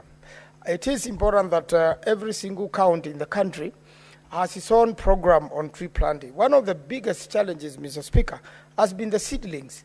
And I believe from the county assembly, there should be a program whereby the counties take responsibility to make sure appropriate seedlings in accordance with the climate of that particular county are planted. Mr. Speaker, what has been happening is that we have a tree planting day. It's not well organized. Then you plant trees, some of which even do not survive in that particular climate. And as soon as we leave with no one watering them, all of them dry up. And then we repeat this year after year, and still we don't have as many trees as we should be having. We are aware that, Mr. Speaker, there are areas where trees are done, for commercial purposes and are harvested and replaced accordingly, and those people are in a commercial venture. But we are also aware of places, Mr. Speaker, where trees have been cut carelessly and have not been replaced over the years, and desertification has continued. Mr. Speaker, anybody sampling any part of the country, wherever trees have been planted properly, and especially a tree which grows in that particular area. In Makueni, Mr. Speaker, we have a tree called mukau, which grows naturally in the dry areas. And even when you plant it, and the rains are insufficient, or it is not even watered, it still grows because also naturally grows around that area.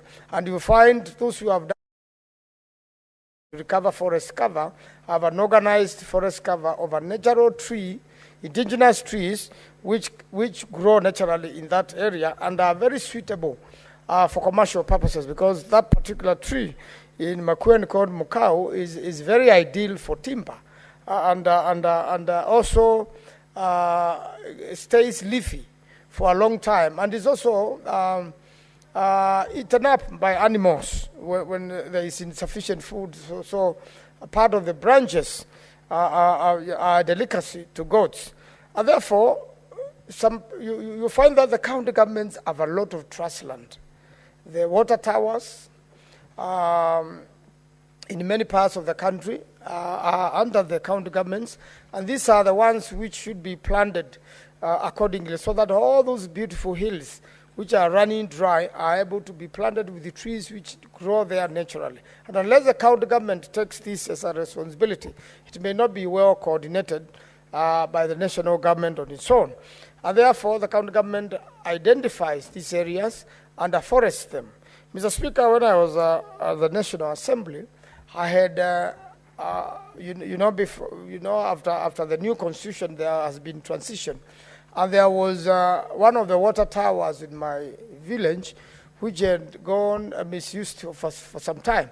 So I took an initiative to employ one of people in the office of Member of Parliament to particularly take care of the forest issues, because under CDF you have 1% or 2% for environment conservation.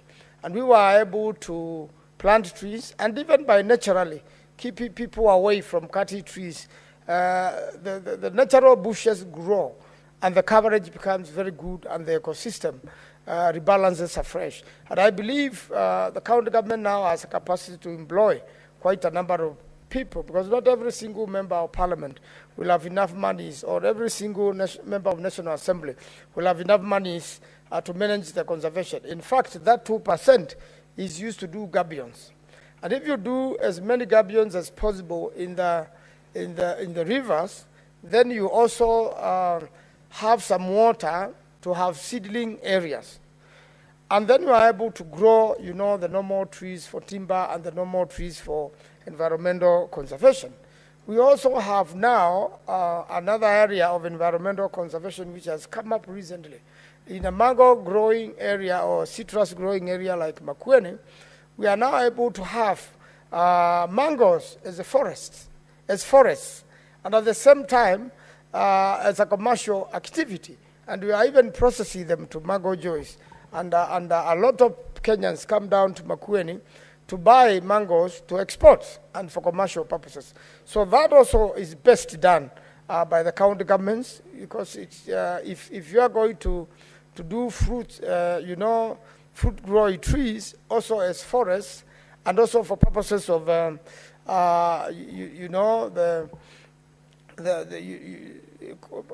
environmental conservation, and even to make sure that there's a tree cover, and to make sure that the environment is taken care of, and at the same time a commercial activity takes place.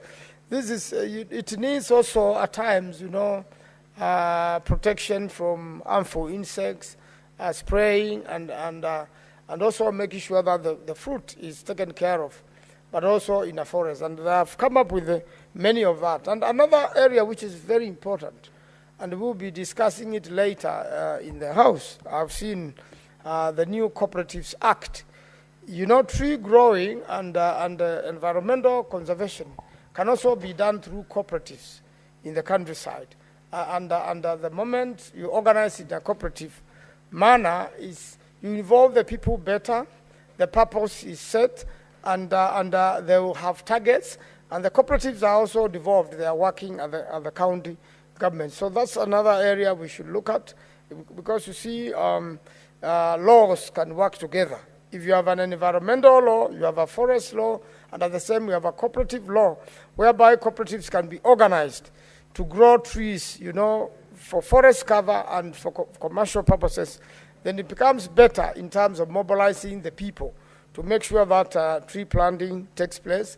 And even in cases where the trees need to be watered, then you have an organized team which will make sure that these trees get there. But I want to emphasize, Mr. Speaker, that we will be best if we do seedlings appropriate to a climate area. And also if we conserve the trustlands, Mr. Speaker, so that the normal natural bushes or trees can be allowed to grow, to make sure also that area is covered. And I believe through this, Mr. Speaker, and this very important law, we are going to conserve our environment, we are going to improve the climate of the world, we are going to deal with the poisoning of the climate by carbons, we are going to slow speed of wind, and even in a lot of occasions, then we are going to make sure that rains come back to areas they have abandoned, because the crowds will simply be swept quickly by the winds,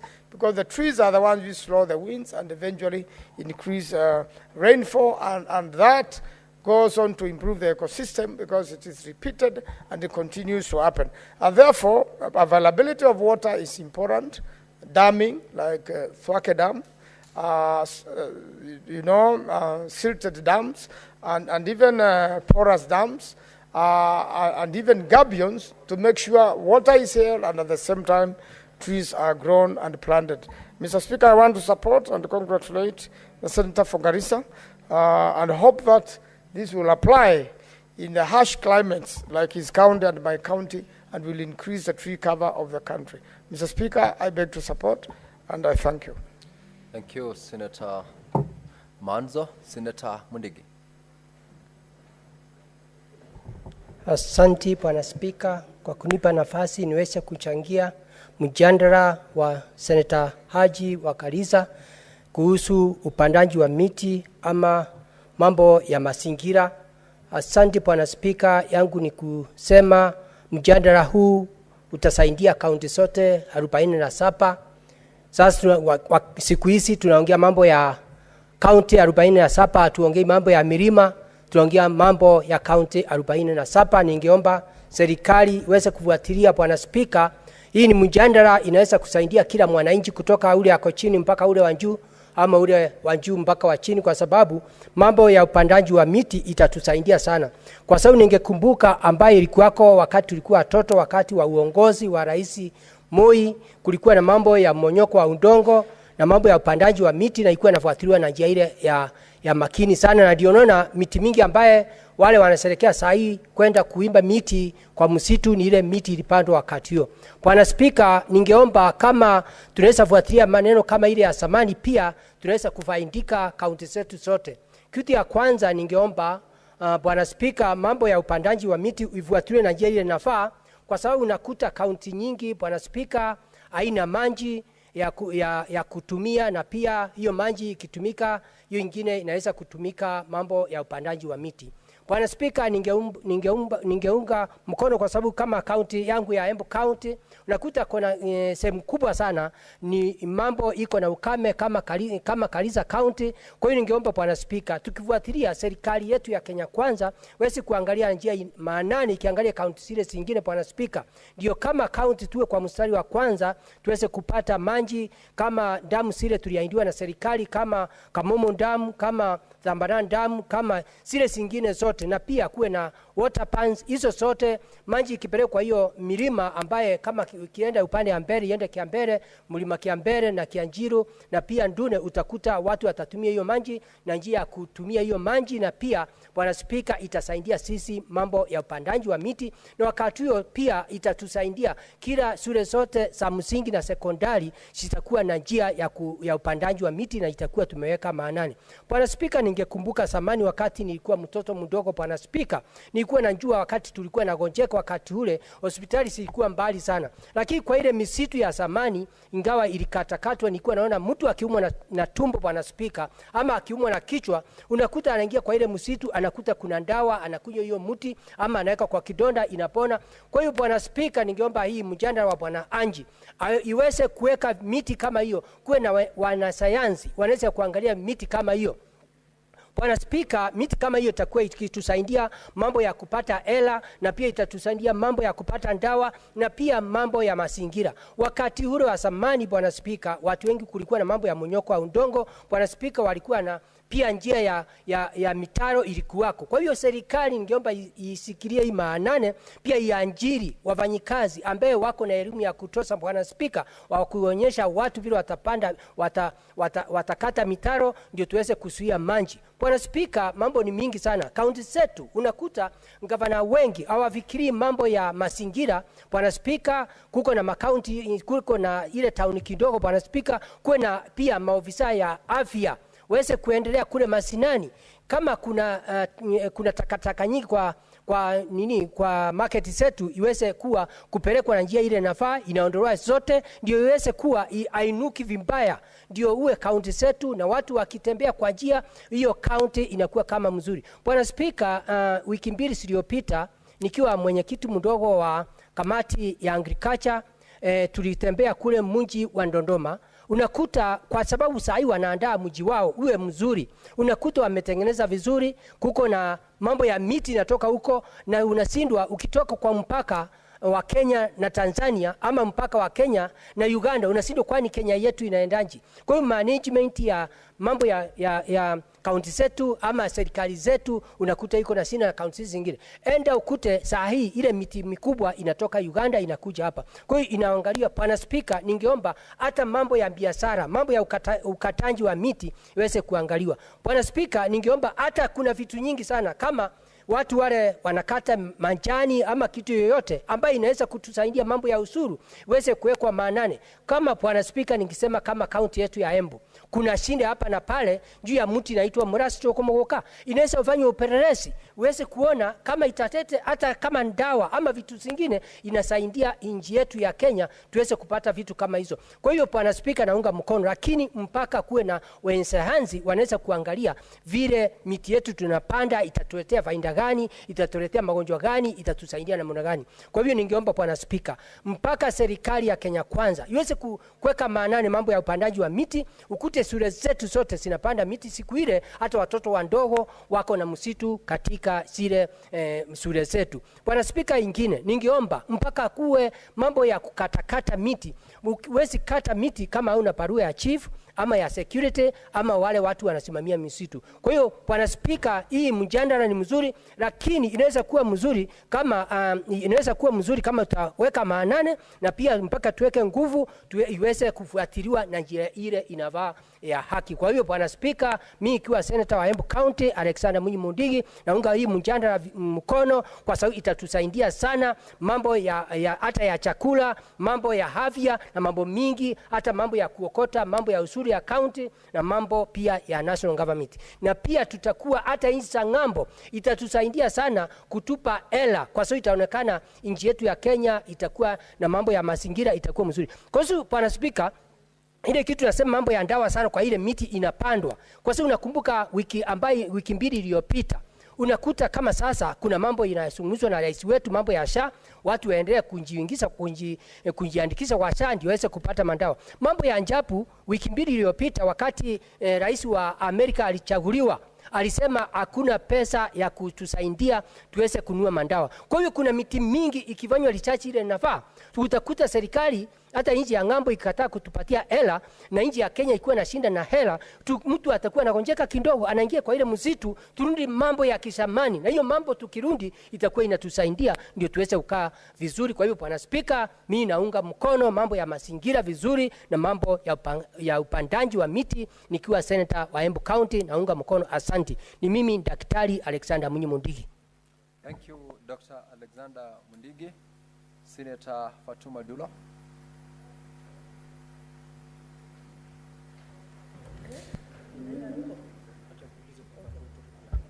Thank you, Mr. Speaker. Mr. Speaker, let me take this opportunity to thank Senator for Garissa, Senator Abdul Yusuf Haji, for this bill that is long overdue.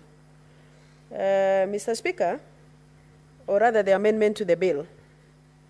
Mr. Speaker, the issue of forestation and also climate change is like, it's taken aback, because this is really very important to our country, and we are facing a lot of drought in this country, more specifically in the northern part of the country. And if we seriously actually implement what is within this particular bill, we can be able to achieve a lot. Mr. Speaker, I remember those early days when some of us were young. We used to carry water to school for the purpose of tree planting and watering the trees, and everybody was actually given responsibility to take care of trees in their schools.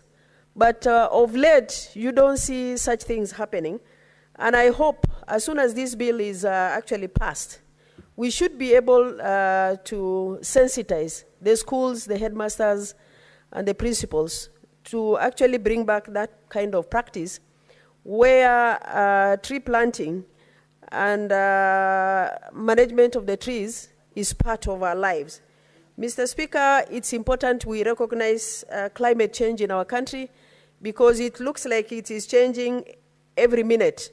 And I think if we keep pace with that particular change, we can be able to help our country and also our counties. Mr. Speaker, we need also to review policies that govern tree planting and also climate change to keep pace with the climate change and the happenings in the country, which I believe it is in the amendment of the bill. And I hope once we do that, we should be up to date as far as policies and legislations are concerned in climate change.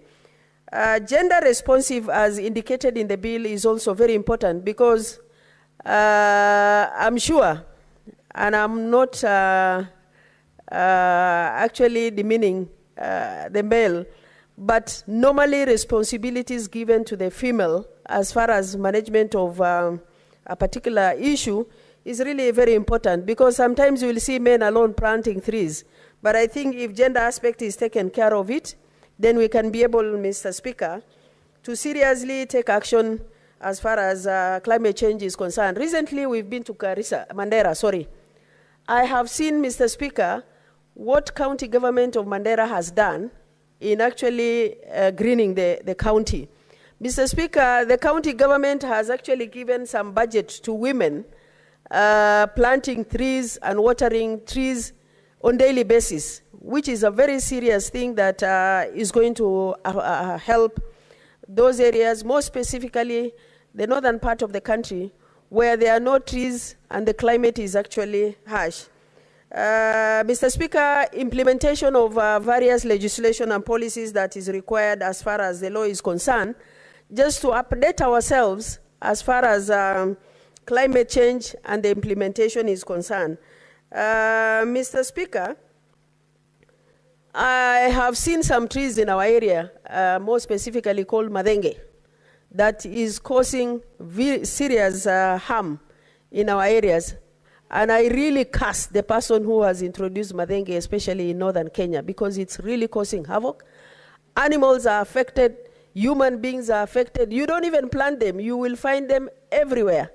And actually they are even dangerous to the kids and also to the animals in our homes. Mr. Speaker, we have to have serious policy as far as madenge is concerned. I have seen in some part of my county, a place called Merti, where women are given some token to be able to clear madenge, which I believe it's something that we really encourage and also ensure as a country that we are done with madenge. There were proposals, Mr. Speaker, earlier on, whether we should get license and approval by the cabinet to use madenge for the purpose of charcoal. I need to check whether that has been done, because if madenge is a tree that is really affecting our people, then we can use it for the purpose of charcoal burning instead of actually cutting down the normal trees. Madenge can be quite useful for the purpose of charcoal burning.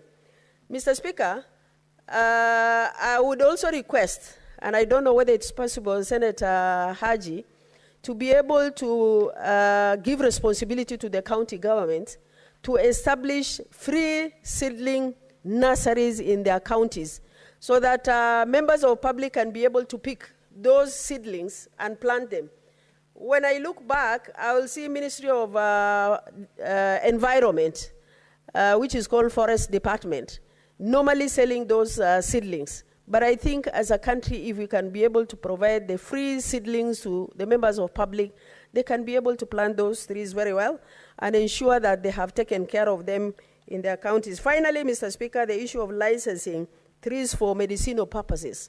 We have so many trees and plants that are quite useful for the purpose of medicinal. Mr. Speaker, we need to carry out research in our country to make sure that those seedlings are useful. You will see that today, if you go to the chemists and hospitals to buy those drugs, they are quite expensive. When we have actually trees and herbs that are available to ourselves, and it's only a matter of actually financing research to make sure that they are utilized properly and they are going to be used in a proper manner, then they can be able to help our country, and we need to license those individuals who are ready to convert the trees and plants for the purpose of medicinal purposes. Otherwise, I wish to congratulate Senator Haji for this important amendment to the bill, and I hope it will see the light of the day, and also implementation of the same by relevant institution, and also we should be able to, Mr. Speaker, finally, to domesticate international obligations as far as we are concerned in our country, because you will find sometimes you have international obligations at the international level, but most of the time we don't domesticate them, and that has also been provided for in the bill, and I hope it will be able to help us and enrich the bill and also the objective it was actually proposed for. I thank you, Mr. Speaker.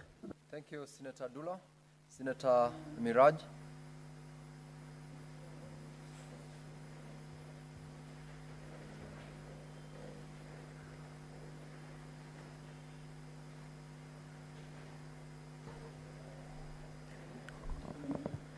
Asante Bwana Spika kwa kuweza kunipa fursa na mimi niweze kuchangia katika mswada huu ambao umeweza kupendekezwa na seneta kutoka gatuzi ya Garissa. Kwa kweli Bwana Spika, nikiweza kuungana na maseneta waliotangulia, ni dhahiri shahiri ya kwamba mabadiliko ya tabia nchi yamezuru mazingira yetu sisi kama taifa, hususan kule ambao ni maeneo ambayo hayana maji yameweza kuwa kame zaidi, na maeneo ambayo yanaweza kupata mvua yamepata mvua ya kupitiliza hadi kuharibu mimea ambayo ilikuwa iwe chakula cha kitaifa.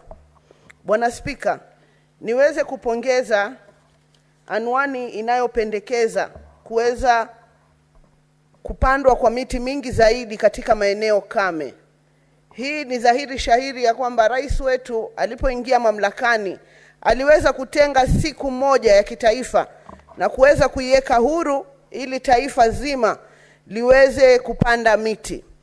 Na katika kauli yake mbiu aliweza kupendekeza ya kwamba wakati tunakata keki siku zetu za kuzaliwa, tusiweze kukata keki bali kupanda mti ili kuhakikisha kizazi kinachokuja kinaweza kujivunia kwa yale ambayo tumewatayarishia kuhusiana na mabadiliko tabia nchi.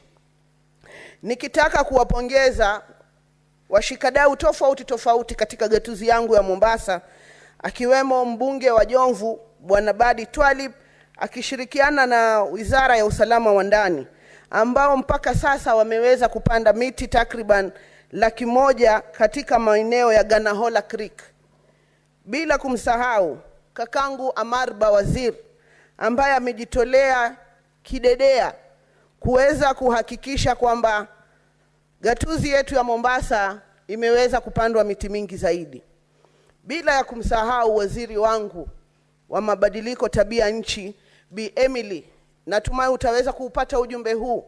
Uliweza kuja kwa ofisi yangu ya seneta maalum na ukataka ushirikiano kwamba na Mombasa kweli ni gatuzi ndogo ambayo haina sehemu nyingi za kuweza kupanda miti.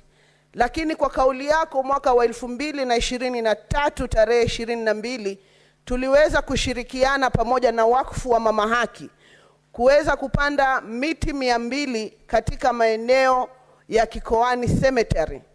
Hii ni kuonesha jitihada na umoja baina ya viongozi wa serikali kuu na serikali ya ugatuzi kuweza kuona kwamba tunaifikia ile ruwaza ya kupanda miti bilioni 1 katika taifa letu la Kenya.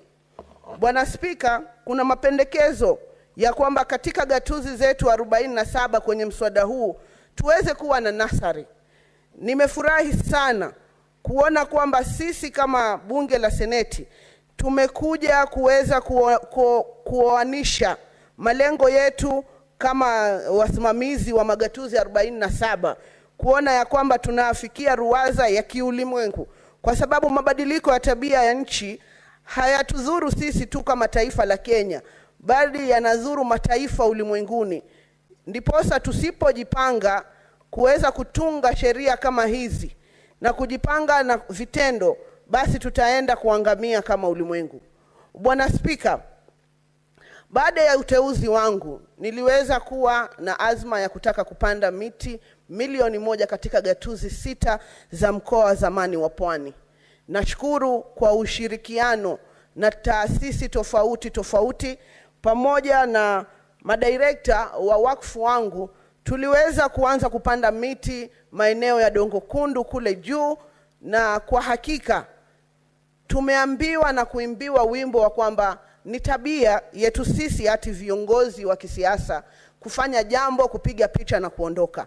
Lakini kwa sababu nilikuwa na ari, Bwana Spika, niliweza kutafuta vijana wa kike ambao waliweza kutelekezwa wakapata mimba za mapema, nikawabunia ajira na nimekuwa nikiwalipa kiwango cha shilingi 200 kila Ijumaa waweze kuenda kuangalia ile miti ambayo tuliipanda na waweze kuinyunyizia maji. Karibuni nimeweza kutembelea Wizara ya Defense na tukakaa chini na waziri, tukasema badala ya kuzunguka kila mahali kuenda kutafuta mahali pa kupanda miti ambayo inakuwa changamoto, tumeweza kama wakfu wa Mama Haki, Bwana Spika, kutambua eneo la ziwa ambalo liko maeneo ya Likoni na kuliadopt ili tuweze kupanda ile miti 500 ambayo mengine 100 tutapanda katika gatuzi tofauti tofauti. Bwana Spika, naezungumzia haya kwa mapenzi makubwa kwa sababu sisi ni viongozi, na imesemekana kwamba viongozi ni watu ambao wanastahiki kuangalia maisha ya vizazi vinavyokuja na sio kuangalia kura zinazokuja. Hivyo basi, napenda kumpongeza kakangu seneta aliyekuja na mswada huu, na nimpongeze kwa kumwambia ya kwamba historia itakukumbuka kwa sababu umekuja kutatua tatizo ambalo kwa hivi sasa tunaliona tatizo dogo, lakini ni tatizo kubwa. Na ili kufaulu katika hatua kubwa ni lazima tuanze na hatua ndogo ndogo. Ninaamini kwamba sheria hii itakapowekwa sahihi na rais wetu wa taifa la Kenya, basi kutakuwa na mageuzi makubwa. Yangu ni kurai kwamba tunapokuwa tuna implement, Bwana Spika, haya mapendekezo ya sheria, ni pendekezo langu kwamba tuweze kuwaweka vijana wa taifa la Kenya ambao wamekumbwa na changamoto ya ajira. Tuweze kuwaweka wale watoto wa kike ambao wametelekezwa kwa kupewa ujauzito, kwa hivyo wamekosa kuwa na imani ya kwamba wanaweza kutoboa katika maisha. Tuwape majukumu, tuwatwike majukumu ya kuweza kusimamia nasari hizi ambazo tunaweza kwenda kuziweka. Hii miche itakayokuwa inapandwa iwe ni miche ambayo itasimamiwa na vijana wa kike na wa kiume wa taifa la Kenya. Iwe ni njia mojawapo ambayo tumewabunia ajira. Kwa hayo mengi machache, hongera kaka, na ningependa bunge hili iweze kuibeba kwa uzito mkubwa sheria hii. Asante Bwana Spika. Asante sana Senator Miraj. Ndampa nafasi Senator Veronica Maina.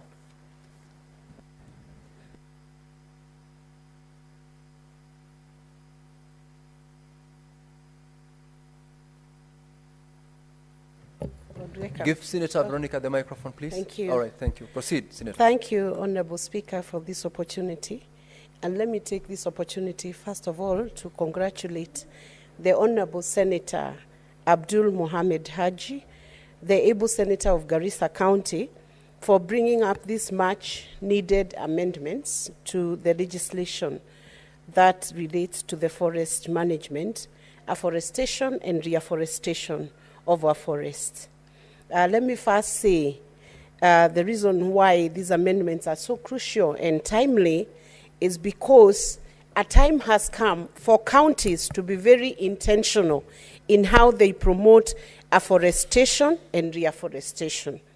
I say this, Mr. Speaker, because we have seen the number of activities that the counties are engaging in, and a lot of questions should arise in the audit of the activities of the counties and the impact of the activities or how resources are being allocated to various functions in the county, and the usefulness of the resources, the utility of these resources by the counties. Mr. Speaker, sir, it is unfortunate that even when we have had a policy of afforestation, the counties have not taken up this challenge in a robust manner to secure our future and the future of our generation, especially in light of the climate change, which has posed a lot of danger to the existence of our communities, existence of our livelihoods, and even our very own existence as human beings, Honorable Speaker. If you visit other jurisdictions, you will find that governments and communities have become very sensitive to how the environment is being managed and how it's being conserved. Indeed, many incentives are offered in other jurisdictions for proper conservation and for proper management of forests, conservations of a natural environment, including lakes and seas, Mr. Speaker. But unfortunately, we have not reached a level of sensitivity within our governance system where it becomes a lifestyle, Honorable Speaker, like what we have seen in places like in Norway. Honorable Speaker, if you visit, you have a chance to visit Norway or Sweden, you will be amazed by the number of forests that are in that area. You'll actually not know you have arrived at their capital city because the forest cover is very high, Honorable Speaker. However, we have had the very unfortunate incidents that pollution from other places has actually, through climate change, affected how our forests have been conserved, how our environment has taken up the climate change, Honorable Speaker, and it is time that these amendments are introduced and become law so that we move from policy to law and bind governments, both levels of government, both at national and at county level, to ensure that it has become our responsibility to implement management plans to ensure all forests, including public forests, Mr. Speaker, are properly conserved and properly managed. Honorable Speaker, we have noted also, and I have noted, Honorable Speaker, that unfortunately this has remained a call from the national government, which is a lone call and only happens if a certain date is stated as a National Tree Planting Day. However, this legislation now must make it a grassroots lifestyle, Mr. Speaker, so that every corner of this nation can then enjoy a better forest cover. And eventually, Mr. Speaker, we will find that even food security will be more assured with a better forest cover.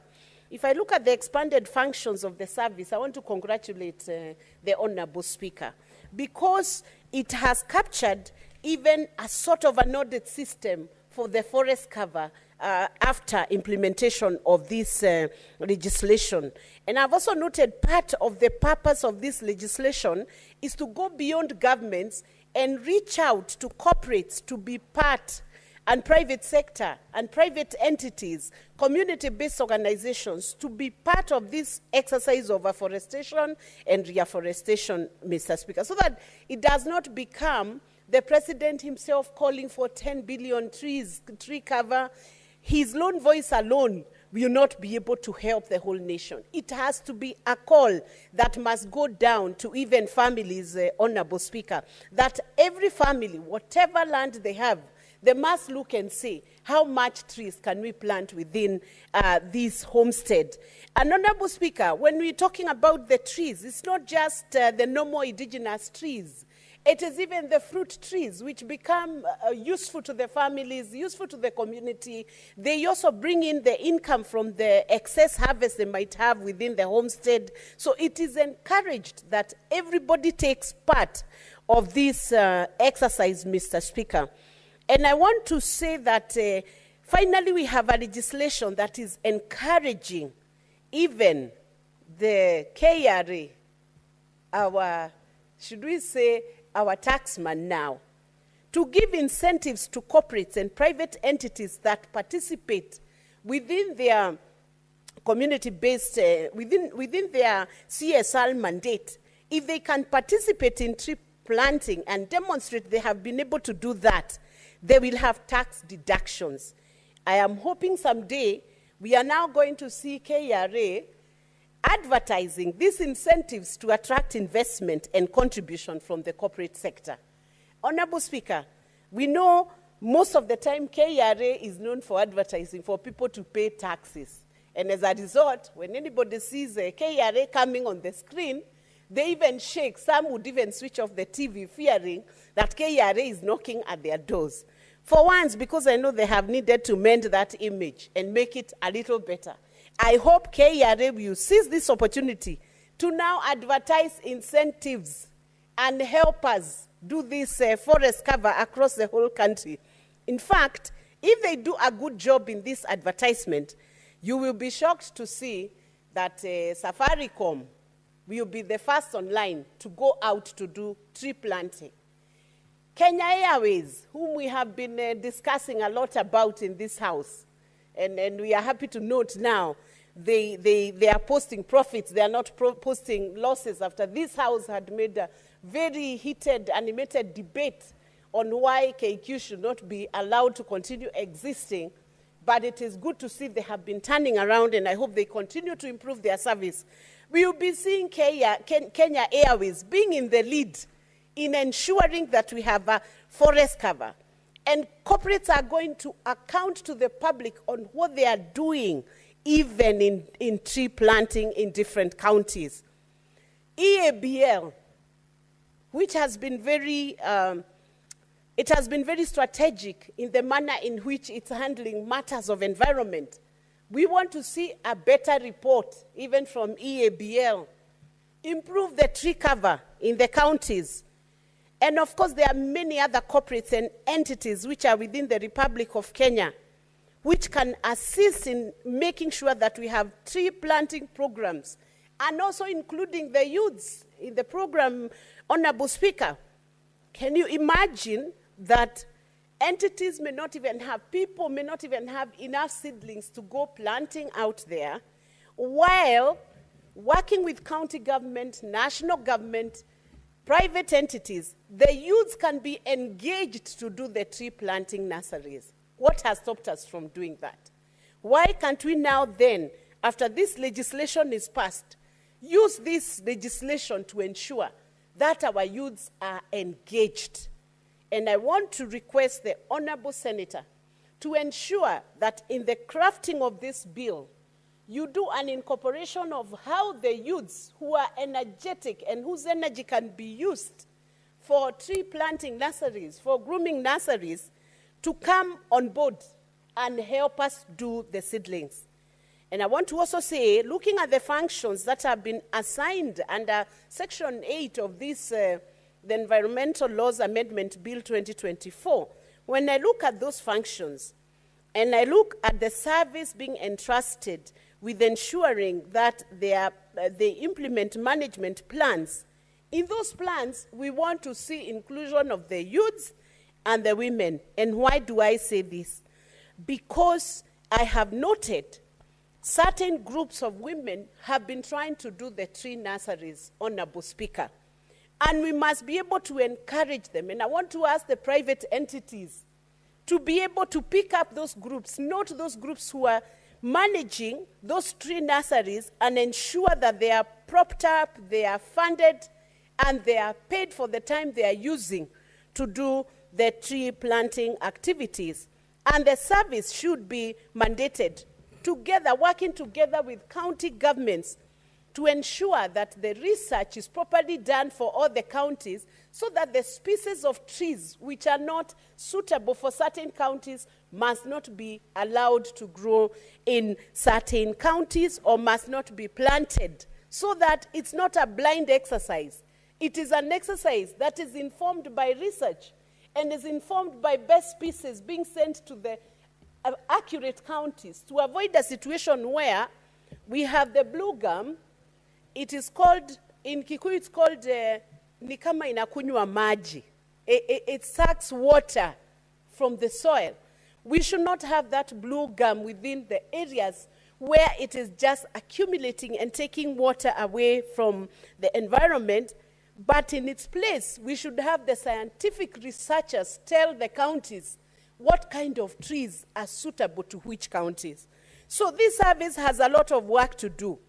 And they must work, not in a commercialized sense, but driven by purpose to ensure that counties will benefit from this legislation.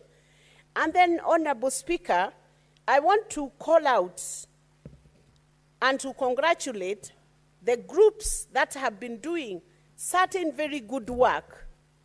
Babu Project Group, which is driven by 20 women groups in Kamahoha Ward. I have not known them myself, but they have reached out to my office to say that they are doing bamboo for Kenya, and they are women groups. They have organized themselves, made their own initiative, and if these grassroots women can do that, how much more can each of us then do to ensure that we promote afforestation and reforestation? And even for ourselves as individuals, what is it that we can do to help these groups become better? If you are a teacher, a doctor, a professional in your county, can you not support 2-3 groups yourself and ensure that even if you can't do the tree planting yourself, another person is doing the tree planting? It's how innovative we become. That's how we are going to be able to achieve the targets for the number of trees we must plant to ensure that we have proper afforestation and reforestation. Let me also say, Honorable Speaker, that this legislation now seems to lock down on support from even organizations beyond the private entities, including religious organizations, CBOs, mosques, temples, all those organizations which are able to mobilize people. Can we then have a day when all the Christian churches say, today is our day for planting trees? Can we have a day when all the mosques say, today we are the ones driving the tree planting exercise? Because we realize when finally the environment is so bad that it can no longer yield our soils can no longer yield adequate food, it becomes a problem for all of us. It's not just a problem for the government. And then I want to challenge our honorable senator, who's done a very good job in these amendments, to ensure that this legislation, this amendment, is comprehensive in nature. We must no longer have forests like Gong Forest becoming a real scare for anybody passing near there, thinking that if you have a tire burst anywhere near Gong Forest at night, the worst that would happen to you because you are next to a forest is insecurity.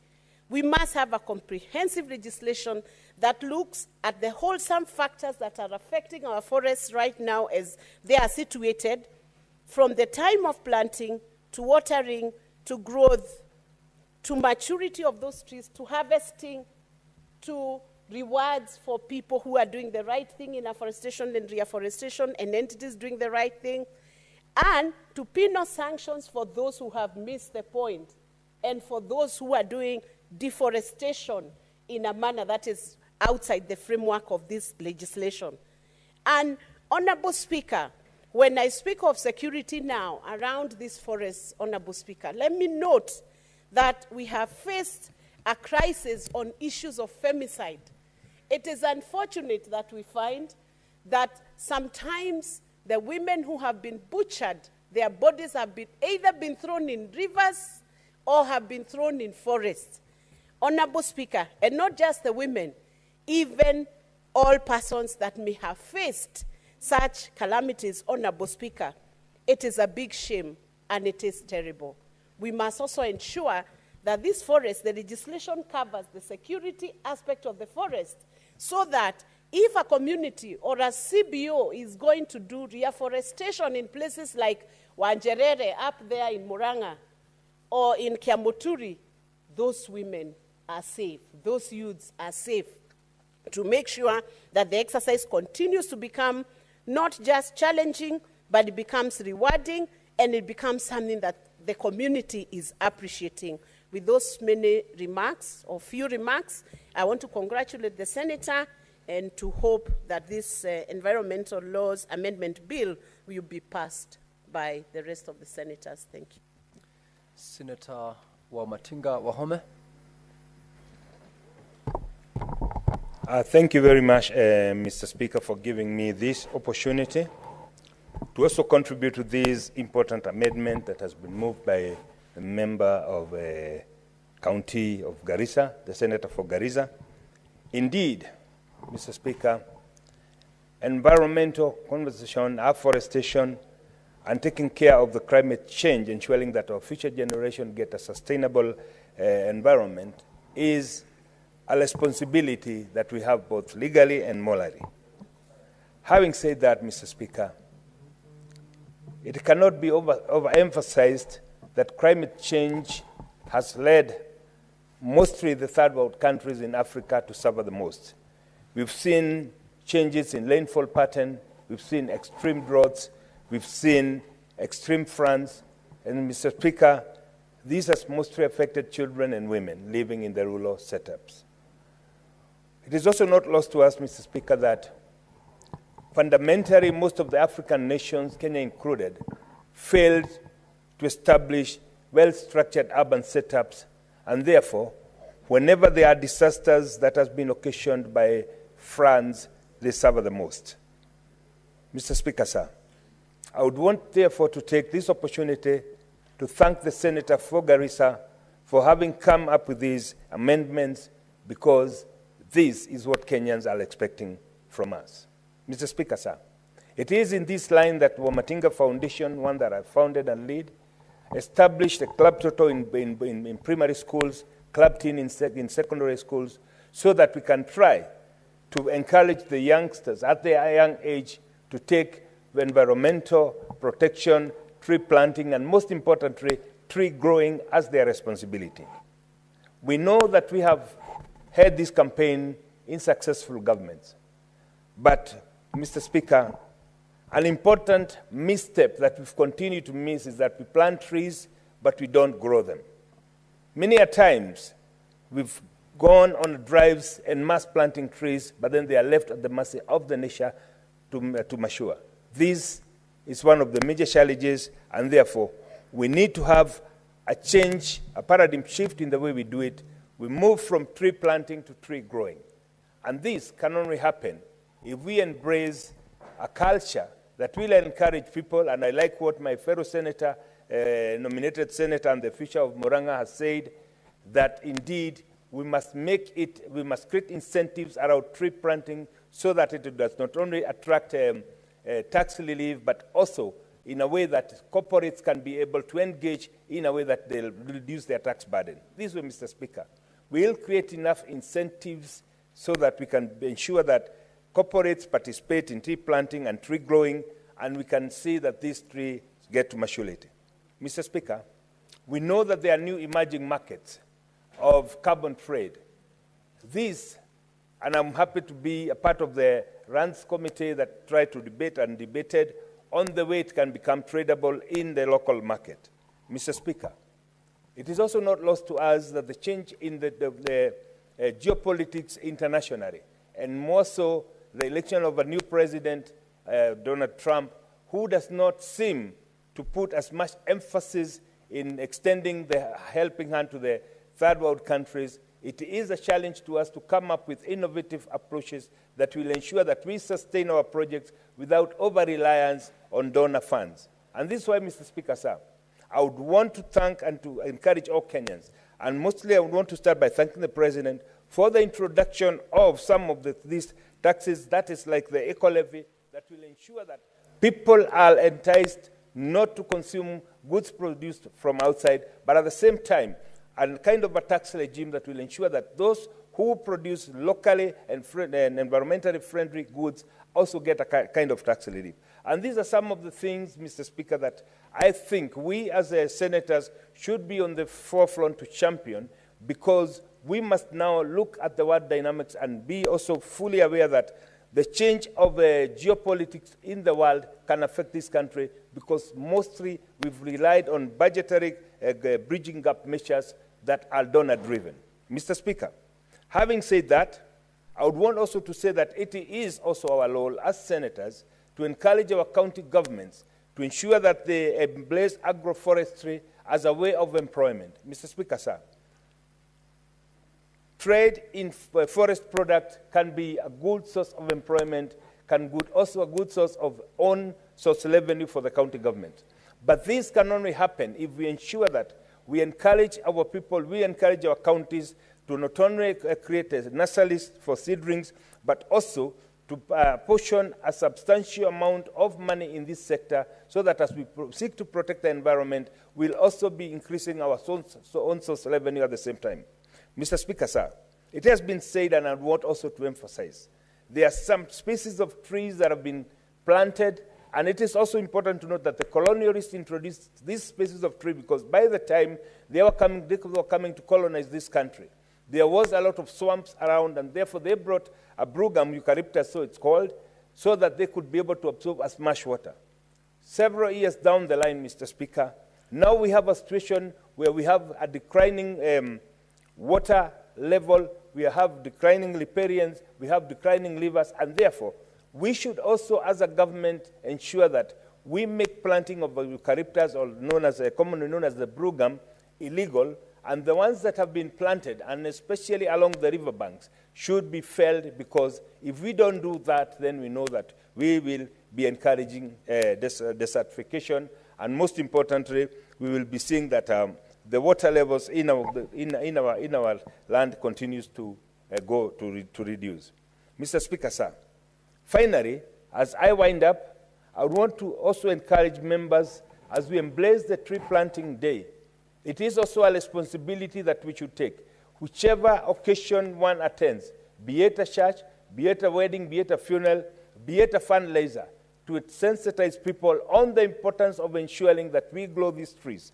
It has been said here, and I don't want to repeat it, some of the trees are not only of medicinal value, some of them like fruit tree, avocado, mangoes, oranges, can also be used as an alternative source of food, and especially now that we know that moving forward we'll be relying a little more on the donor-driven and on locally produced goods. Mr. Speaker, sir, as I congratulate the member for Garissa, I would want to say that I would be a happy person to see this being realized. But we should not stop there. We should go ahead and say the corporate world, led by the KLA, led by the government organizations, we must join up as a team and ensure that moving forward, this country does not only become green, but it also becomes sustainable for the future generation, because that is our obligation, and we must ensure that we do that. And therefore, that is why, Mr. Speaker, sir, I personally established the Matinga Foundation, which has now so far planted over 500,000 seedlings,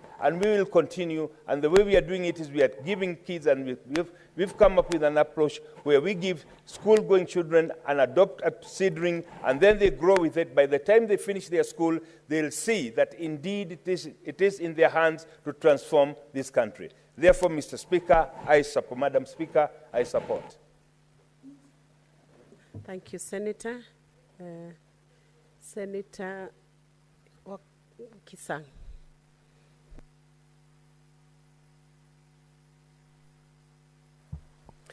Good. Thank you, Madam Speaker.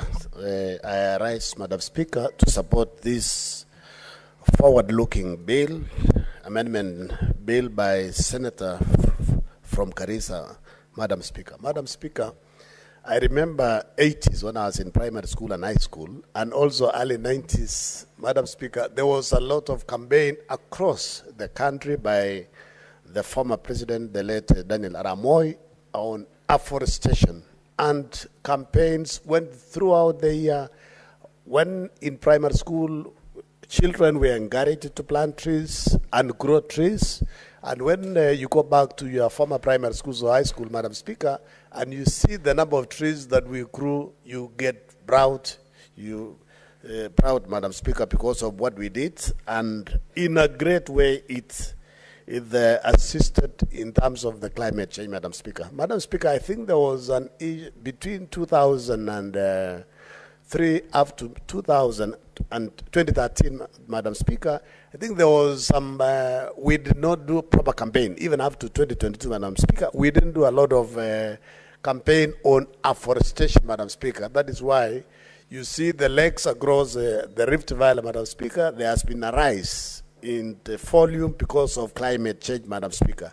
Madam Speaker, we need to go back to those days and ensure we use our children in primary school, our children in secondary school to plant and grow trees so that we ensure we reach the 15 billion target of trees by 2030, Madam Speaker. You know, it's not easy to reach 15 billion if we don't use all avenues to ensure that we plant trees and grow trees, Madam Speaker. Madam Speaker, there are very many benefits when we do afforestation. Apart from medicinal, getting basically source of water, getting timber, Madam Speaker, this is something that we need. And I thank the Senator for coming up with this amendment, and we ensure that we also incorporate and urge our counties, because the counties have resources. The National CDF Fund also has a 2% on the funds they receive on environment, Madam Speaker, which, if utilized very well, basically it means all our constituencies across the country, Madam Speaker, everybody will plant something. And this will enhance and will also increase our forest cover, Madam Speaker. In fact, Madam Speaker, if you check the current percentage of our forest cover, it's only a few counties that have more than 10% forest cover, Madam Speaker. We need to find an incentive, a way of incentivizing the communities so that they know Madam Speaker, that growing trees is beneficial to the community. It's beneficial to the county, Madam Speaker. I know we passed the mining bill and a while ago, Madam Speaker, and there were some percentages, even the Energy Act, there's a percentage that goes to the community where these mineral resources are found. There is also a percentage that goes to the county, Madam Speaker. I think it's about 20 and 5%, Madam Speaker. We also need to, during this particular amendment, Senator Aji, maybe we need to bring additional amendments so that when KFS does harvest, what does the community get? What does the county get? You know, so that, you know, the communities are taking care of the forest, but when KFS does the harvest, what remains at the county? What remains with the community? So that they own it. Otherwise, for now, there is nothing that is incentivizing the community to protect the forest. So I believe we need to bring additional amendments here so that to encourage our people, so that they know it's their own resource. They are protecting the forest, but when KFS harvest, basically they take all the money. In fact, we also need to agree and also put in this particular amendment bill, Senator Aji, a percentage. When KFS advertises for harvest of the trees, we need to set a percentage for the local sawmillers within the county, within the locality. Because sometimes they advertise and all the big millers, they harvest and the community, they don't benefit at all. So they don't see the reason why they are protecting this particular forest, Madam Speaker. Madam Speaker, I also have noted the introduction of having a afforestation week, and you have given a proposal between 15th of March up to 22nd of March, Madam Speaker. I believe we also need to look at this briefly because we know very well by April normally in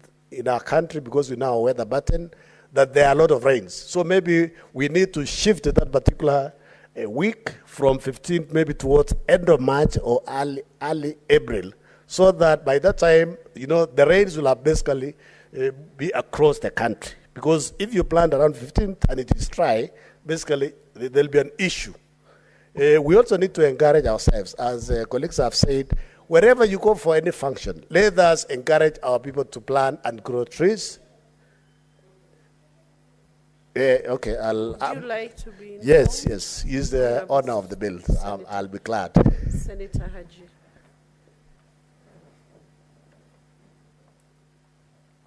Thank you, Madam Speaker, and thank you, Senator Kesang, for your submission and support of the bill. I just wanted to inform you the week for tree planting that has been proposed in the amendment bill is supposed to coincide with the International Tree Planting Day. So in terms of moving, it will be a little bit difficult. Thank you, Madam Speaker. Right, okay, then it is noted. But basically, tree planting, we can just make it a continuous exercise. We can observe the international one, but we encourage our counties to do it throughout, so that basically it becomes a way of life.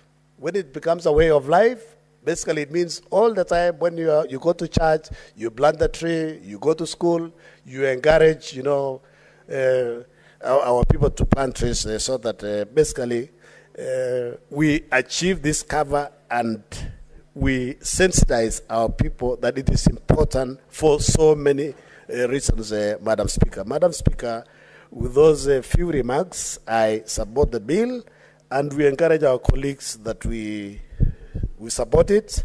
And I hope, Senator Aji, you've also looked for a co-sponsor in the next house, because, you know, as we discussed yesterday, most of the bills that we pass in this house, when they go to National Assembly, they either stay in the shelves for too long or they die there. So please ensure that you get somebody to push it for you on the other side. I submit. Thank you. Senator Abbas. Thank you, Honorable Speaker. I want to join my colleagues also to support the bill. I want to thank the move of the bill. I think it's the right time that we take concern of our environment and the afforestation of our lands. As aware, this country, the certification is actually encroaching so much into our lands, especially in the northern part of Kenya, and even within the Mount Kenya area. But because of deforestation, the indigenous trees are disappearing. And as a result, the land is left bare. The rainfall is so unpredictable that sometimes we might not receive the rightful rain because of the deforestation ongoing. And therefore, I think the bill now is actually giving concerns to afforestation programs, which has been there many years, but of late it has been left out. Initially, it was mostly driven by donors, but this is the right time that we need to get budget for budgetary allocations for this program of deforestation. Afforestation. Honorable Speaker, the climate change is with us, and it has affected any part of this country, all parts of this country, adversely. And therefore, the only way we can be able to help is to have a proper program for afforestation. Honorable Speaker, we have so many programs for youth and women that are on course in the country. But of course, if this is well planned, and the youth are engaged in afforestation programs in every part of the country, the same funds can now divert it for afforestation while they're still being paid, where they can be able to produce seedlings, where they can be able to do the waterings. In the past, we used to have programs that there was a compulsory afforestation program where every household must plant some trees. And as a result, we used to see many trees growing up, especially in the urban centers. This same program should be continued and should be brought back. And actually, our approach should be the indigenous trees, because indigenous trees will not have much need for water, and will be able to resist the drought and the climate changes. Because if we have some exotic trees, then I think we will not do very well, because I can see many trees are now the indigenous trees have been replaced. Honorable Speaker, one other thing is actually northern Kenya suffers most of deforestation as a result of refugee camps, and especially even Turkana. As aware, this part of the country, because of frequent drought, most of the trees are dying. But what happened now is even the trees that are still surviving, the refugees are cutting them and drying them, and the land is being left bare. So I think these kind of programs, we don't mind having the refugees, because if they have a problem in their countries, we can still accommodate them. But the problem is the United Nations, UNHCR, and all other Department of Refugees in the Foreign Affairs should have programs to be able to help the locals to do some afforestation. Every three cuts, then they should replace with other one. And so that at least we'll be able to maintain the forest cover in those areas. As it is now, it just became a bare land. Honorable Speaker, we also need to inculcate the idea of reforestation and afforestation to schools. Actually, the child is still young. You must show that what it means to have trees, so that they can have that nature. They can nurture and have the feeling that the importance of having trees everywhere. There should be school competitions. The schools which are well afforested, they should be rewarded. The schools should be paid some amount of money, so at least they can produce more and more trees, and they can afforest their schools, so that in case we can be able to drought desertification in those areas. Madam Speaker, one other thing is the biggest challenge we have is actually settlements. You see, the population is increasing by the day, and more people need land. And what happens is they try to settle everywhere without planning. If you go to the other world, there are specific production systems for every area. If it's a place for farming or agriculture, it's done for only agriculture. Settlements has its own places. So, but unlike in Kenya, where everybody settles where he wants or she wants.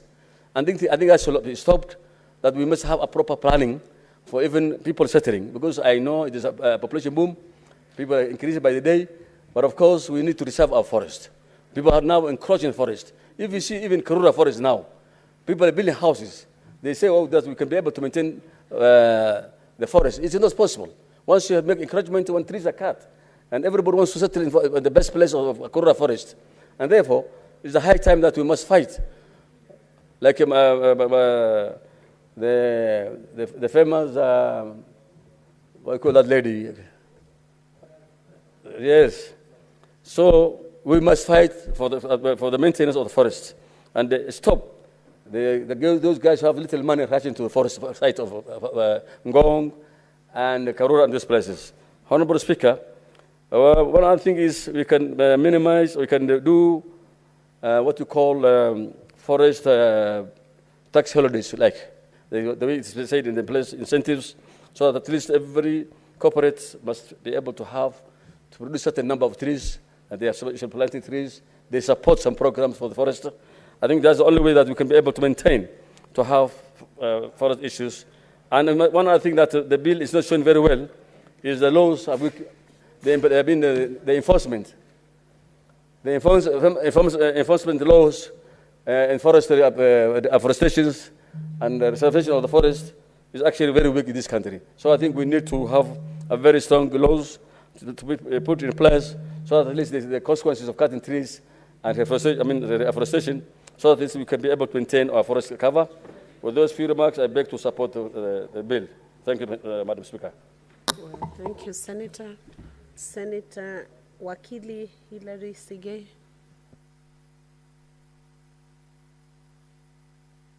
I thank you, Madam Speaker, for allowing me to add my voice to this very important bill. I first like to start by appreciating the Honorable Senator Abdul for sponsoring such a very important amendment to the bill, because, Madam Speaker, lately we do have the conversation around climate change as one of the most favored topical issues because of the need to conserve our environment, and this particular amendment has come at a very critical time where most, if not all, of the conversations, including in our schools, have got an aspect of tree planting and protection of trees and our forest cover. Madam Speaker, I will directly speak to the various clauses which the bill proposes to amend. And as I start off, Madam Speaker, with the proposed amendment to Section 8, where, as earlier on alluded by the Honorable Senator Matinga, I would urge the Honorable Senator Abdul to consider adding a provision under that particular proposal so that we seek to promote the planting and growing of trees. This, Madam Speaker, is as per the provisions as proposed of Section 8, which reads, Section 8B, promote the planting of trees on all public land in each county, promote afforestation and reef afforestation in arid and semi-arid areas in the country. I propose that the word grow be included after the word planting of trees, so that we don't only do the act of planting the tree itself. The most important aspect of tree planting, or rather afforestation, is growing of the trees, and it can only happen when we protect the trees which we have planted, and if that is possible, that will give a lot of effect to the provisions that is proposed to amend under Section 8, as well as Section 21 of the Forest Conservation and Management Act, subsection 1, which inserts an additional provision that will read, shall promote the planting of trees in all public land vested in the county government. Madam Speaker, that being a very important step in making sure that we achieve the objective of this act, because planting these trees without giving some policy direction in terms of law and even protection will not lead to us achieving those objectives. And I therefore urge the Honorable Senator Abdul to consider that provision. Secondly, the provision of Section 8, introduction of Section 8B-EB. This is what the draft bill reads. Establish at least one tree nursery in each county for trees sustainable for the environment and climatic conditions of the respective counties. This is a very important proposal, Madam Speaker, and I want to laud the Honorable Senator because we are going by creating a requirement that in each particular county there must be a tree nursery. We are not only going to be achieving the objective of planting trees, Madam Speaker, we will be enhancing the possibility of job creation.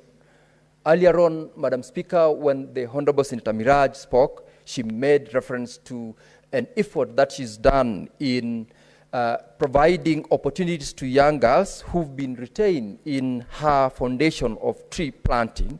This particular one, if we provide it in law where every county has, we will be able to sustain, first of all, availability of tree seedlings across the country in all seasons across the year, because this will be a responsibility of the county governments. We will be creating job opportunities for the young ones who will be working in those tree nurseries. By extension, we are going to keep them engaged as against their being idle and engaging in activities which are not necessarily productive to them. Madam Speaker, when this provision is made into law, it is going to provide an aspect that is beyond just the growth of the trees. The proposal, Madam Speaker, under Section 40 of the Forest Conservation and Management Act, where there is a proposal that reads, a person who harvests a tree shall replace the tree under the direction and in an area designated by the service. I have a problem with this particular provision, and I wish the Honorable Senator Cherargei would have allowed the mover of this bill to listen to my contribution. The requirement that the service... The Senator to be heard in silence. Thank you, Madam Speaker.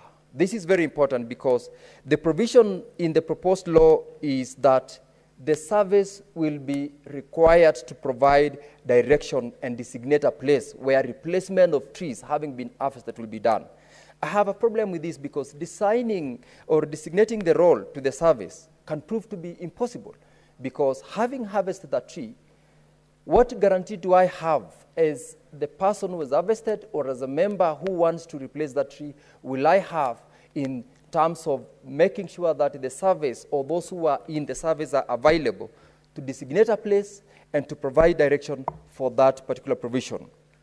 Honorable Senator, I would request that you relook at that provision so that we are made to have an obligation in law without necessarily having the obligation on the part of the service or the officers of the service to designate a place for purposes of replacement. But otherwise, the general provision of the bill to make sure that every person who's harvested must make sure that they replace. And I would propose that instead of even providing that you cut one, you replace by one, we can as well just provide that you replace by planting more than one tree if you have harvested one, more than 5 if you have harvested 5, to ensure that we hasten the replacement capacity of the trees which we are planting. Madam Speaker, the introduction under that subsection 40A of a fine for persons who contravene the provisions of this law is a very welcome move. The reason, Madam Speaker, is that if you are to be fined, the law provides that if you are found to have contravened the provisions of subsection 1 or 2, you have committed an offense, and you are liable on conviction to a fine not exceeding 5 million Kenya shillings or to imprisonment for a term not exceeding 3 years or to both such fine and imprisonment. Introduction of this particular fine, or rather the creation of an offense leading to a fine once you've been found convicted, Madam Speaker, will ensure that the rest of us Kenyans, who are not normally very keen in making sure that we comply with the law, will be able to comply with the law because the punishment in itself is punitive enough to make sure that people comply with this law, and that provision is a welcome move. Madam Speaker, there is still a provision under the proposed amendment to Section 54 of the Forest Conservation and Management Act, where the taxman, Kenya Revenue Authority, is expected to create some sort of an incentive to ensure that not only the public, but also private forest proprietors are given an incentive. The introduction of subsection D, which provides that income and other tax deductions will be an aspect that the Kenya Revenue Authority will provide to private entities in order to ensure tree planting programs. This is one of the most important things that will be an incentive, not only to now the public who are protecting the forest, but also to private proprietors and those who have availed themselves to implement programs on tree planting, in this case, are given an incentive. If, for example, you are allowed to get a tax waiver by virtue of you planting certain number of trees, this way many of us and many private forest owners will push their limits to ensure that they maximize on the amount of the possible tax that they can achieve when this particular provision is implemented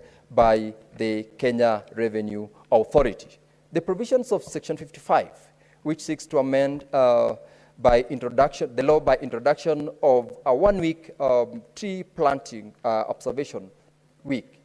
In this will make sure that every Kenyan is under an obligation within that period of 1 week to support the process of tree planting, so that we run away from the pronouncements that we always rely on or expecting the president or his team of leadership to gazette a day. When we have this period between 15th of March and 21st of March every year, this week will be a week dedicated to tree planting, and in ensuring that this becomes law, we will enhance the support that we would desire to give to the pronouncements by the president to target the achievement of over 15 billion trees in a period of 10 years. Further to the proposed amendment to Section 57, the law as proposed by the Honorable Senator is to ensure that every person who is licensed to harvest trees is required to replace each harvested tree in accordance with directions of the service. This is more or less the earlier provision which I said we should remove the responsibility of directing and designating a particular place to the service. Whoever has been licensed to harvest trees, because we have got so many sawmillers across the country who harvest trees when they are mature enough, this requirement that they are in law supposed to replace trees, we should remove it from the service to direct and provide it in law that once you have been given a certain number of trees to harvest in a certain forest, whether it is public or private, as a licensed harvester or as a licensed person, you are under an obligation or required to replace them. It is a good move. What we only need to do is to make sure that we have got a policy on implementation so that those who are unable to implement within the provisions of that law are made to be subjected to the provisions of law in terms of creation of offense and also the penalties available. Madam Speaker, when you look at the forest cover from across the country, I have looked at the statistics, and the county that I represent, Bomet County, has got a forest cover of 24%. That is not enough. We are targeting to push to make sure that we have beyond 50%, and the sponsor of this bill, Senator Abdul, has got a forest cover of 10.3%. This is a very important proposal that Senator Abdul is making. It will support in ensuring that we not only achieve the presidential call to enhance tree planting to make sure that we achieve the 15 billion within 10 years, but also ensures that we go by the global move currently in terms of protection of the climate, protection of our forest cover, and the benefits that come alongside creation of very many forests within our areas. To the Honorable Senator, this is a very important bill, and I support and look forward to all the members, both within this House and outside this House, to support this move to make sure that we enhance our forest cover in the entire jurisdiction of Kenya, and we gain the benefits of the extended tree cover. Madam Speaker, I thank you and I support. Thank you, Honorable Senator. Senator Margaret Kamar.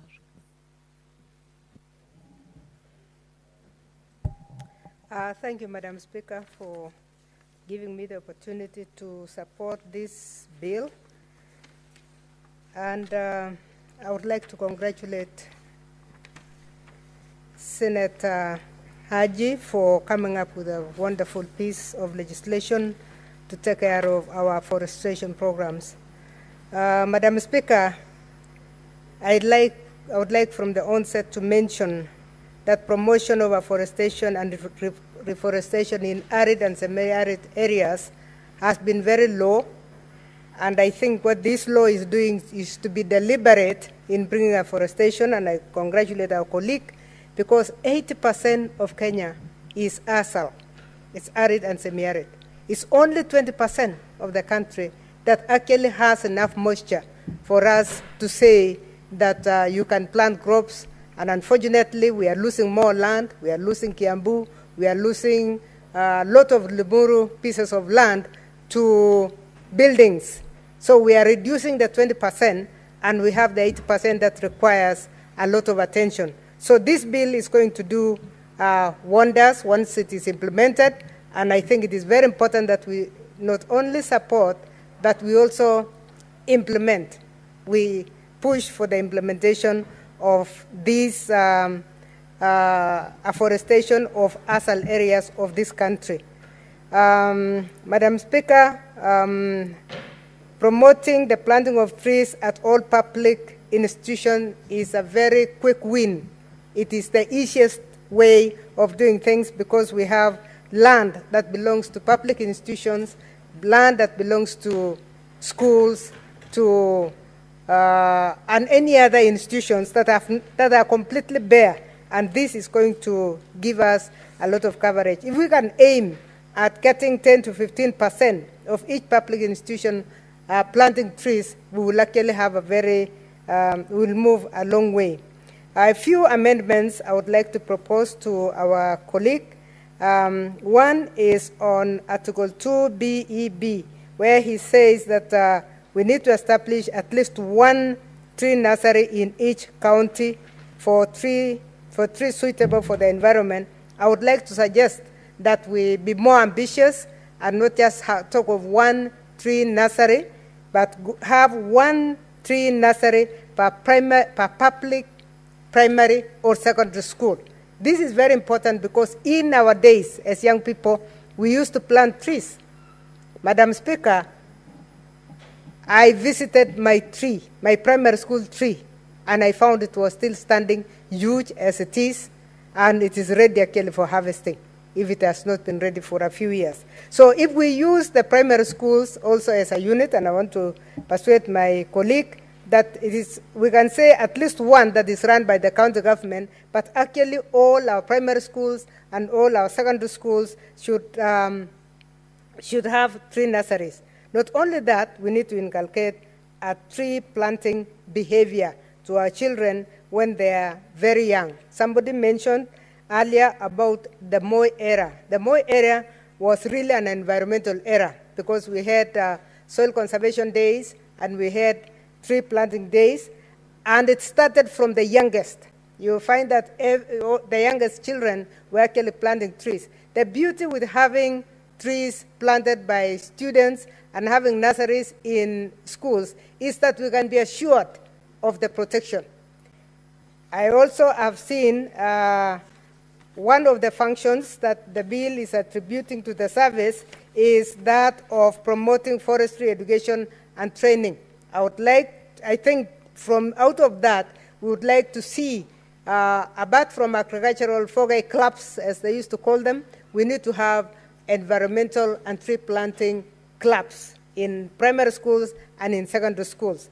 Not to mention that with CBC coming, it is very important that we also have a course on afforestation, conservation, and climate change, so that it becomes part of us and part of what we are doing. So tree planting, I think we need to go back to make ourselves very sensitive, make our children very sensitive to environmental behavior.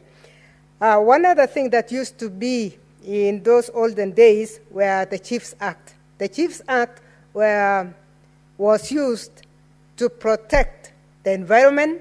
At the same time, it was used to protect water courses, so that water catchments were protected under the Chiefs Act, and tree felling, you would not be allowed to fell a tree without asking for permission, whether it was in a public facility or in your own farm. And this is what would make this Article 40A monitorable, because when we talk of a person who harvests a tree shall replace the tree under the direction of in an area designated by the service, you will find that that can only happen if you are in a forested area. That if you fell a tree, but of course you must again have a permit to even fell that tree. But once that has been done, you can only be designated if it is within a forested area or a forest land. But what about our own pieces of land? We need to start controlling the tree felling. I remember when tree felling was banned, it was banned even in private lands, and it helped regenerate forests within the country. So we need to relook at that and see how we can marry the Chiefs Act so that, as our colleague Wakili Sigei was saying, on the issue of on the issue of tree felling and regulating the the felling of the trees, it is not only by permits permits from the service, but it is good to make sure that there is accountability on the ground. So let's see how we can bring it down so that the Chiefs Act can also be, we can affect the Chiefs Act much later. We can revisit that if it is still there, because I don't think it has been referred to in a long time. But we can bring what was in the Chiefs Act also here, so that we are talking of the designated service / the chiefs of the area. Those are the people who will see from the first instance if things are going wrong, and they are the ones who can monitor if you have actually planted or not. I think when we talk of forest conservation, for us to be able to conserve, let's conserve both what is in the public land and what is in our private lands. Madam Chair, the other thing I want to persuade my colleague is that is the issue of a planting week. I wanted to persuade him to have a planting month. Planting month from 15th of March to 15th of April. Why? It's because of the rainfall pattern that is in this country.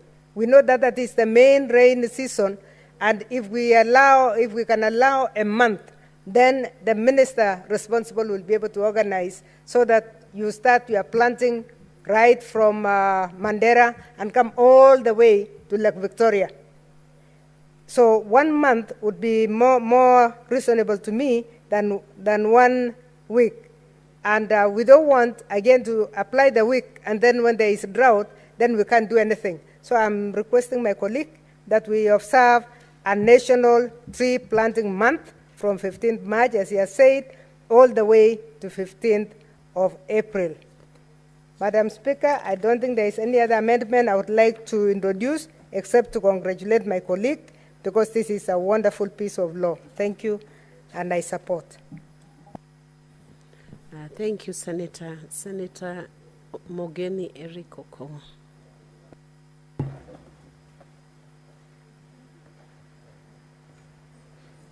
Thank you, Madam Speaker, for giving me an opportunity to also contribute to the Environment Laws Amendment Bill that have been sponsored by my good friend, Senator Haji. Madam Speaker, in the era that we are living in, we all know the pose that is posed by climate change especially careless cutting of trees.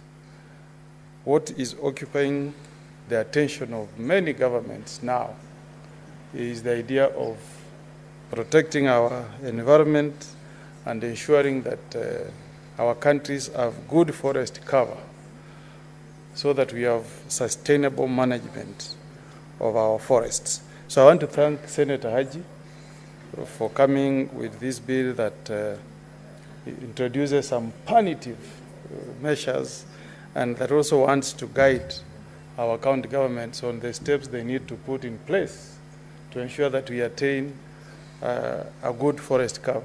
And Senator Haji, this did not start just with you. If you read our 2010 Constitution, it prescribes that as a country we need to attain 10% tree cover of the entire country. So what you are doing is trying to align these laws to the spirit and the intention of the 2010 Constitution. So I'm fairly impressed with the ideas that you have incorporated in this bill. And some of us who are in primary school during the tenure of President Daniel Arap Moi saw a sustained campaign by the late President Moi to plant trees, even on road reserves. When I was in class 5, and I was traveling from Nyamira to Kericho, where I was a primary school student, we were stopped in a town called Kapkatet. I'm sure Senator Joyce knows that place. We were stopped in a place called Kapkatet, and the DCs were implementing a decree that had been issued by President Moi. Any public vehicle that was plying that route, and I believe in other public roads, were being stopped. You step out, you plant a tree before you proceed. And I think what Moi wanted to achieve was to create an environment of what we see in the US. If you drive in the US, on both sides of the road, it's basically a forest. And I think that's what Moi wanted. And up to date, if you travel between Sotik and Kericho, you will see a tree cover on the road reserve. That is an effort that was spearheaded by President Moi. Even the idea of soil erosion. You know, what we forget is that afforestation contributes a great deal in ensuring that deforestation does not take place, and more so, soil erosion. Moi did a fantastic job, Madam Speaker, only that as Kenyans, we did not follow. We did not take it seriously. I'm sure if we had taken Moi's effort seriously, by now, we'll be having maybe more than 10% tree cover in our country. And then let's also applaud the work that was done by the late Wangari Maathai. When people wanted to grab Karura Forest, I was at that time serving as the chair of Ethics and Anti-Corruption Commission. And there were powerful people in government who had wanted to grab Karura Forest, that beautiful tree cover you see in Gigiri near the UN headquarters, was at risk of being grabbed. And working jointly with the late Professor Wangari Maathai, we filed many cases in court, and we managed to cancel titles that had been issued to private individuals. So, Senator Haji, the effort that you are doing today resonates very well with our champions of environmental conservation that have lived in the past years. I would like you to even go a step further and borrow from what happens in some countries in the West. I remember when I was the chair of Law Society and I visited Australia, and I went to a friend's place, and a branch of a tree had fallen, and I was asking him, where can you chop the tree? And Madam Speaker, he said, for you to cut any tree, you make an application to the local authority. They will undertake public participation before you are allowed to cut that tree. That's how serious some countries take the issue of cutting trees. So what has been proposed here is actually not very radical. It's not very radical. I wish Senator Haji can go a step further. If you drive, I think, along UN, I hope I'm not getting the name of the road wrong. If you drive, I think it's UN Avenue, past the UN headquarters as you go into Runda, and as you drive from Limuru Road, Madam Speaker, you will see that there has been a sustained effort of cutting trees. I don't know for what purpose along that road. And the beauty that used to be there is long gone. But I don't think the person who is doing that exercise has been taken through a very rigorous process before he was given permission to cut those trees. How I wish, Madam Speaker, we can improve this bill to have real public participation before anybody is allowed to cut trees within our urban centers. In fact, if I remember correctly, what that lawyer told me is their public participation, you conduct a vote. You know, people who reside in that estate are invited to cast a vote and either answer in affirmation whether they support the cutting of that tree or not. And then you'll be given a permit that is conditional, that if you chop that tree, you must plant another one in replacement. So those are the kind of laws that we need to incorporate here, Senator Haji, because the target in this country is to plant 870 million trees to enable us meet the constitutional threshold of 10% tree cover in the country. If you leave it to our governors, Madam Speaker, and we don't put in place stringent laws that can discourage the cutting of trees, we'll wake up and find instead of increasing our tree cover, we'll be reducing it. And I like the idea of ensuring that we have seedlings, that nurture trees that are friendly to us. We are one of the most adversely affected regions. Senator Onyonka's county of Kisii and Nyamira. I don't know who introduced these blue gums to our region. You are lucky, Madam Speaker, where you come from. You had Wangari Maathai, professor. She discouraged the planting of gum trees.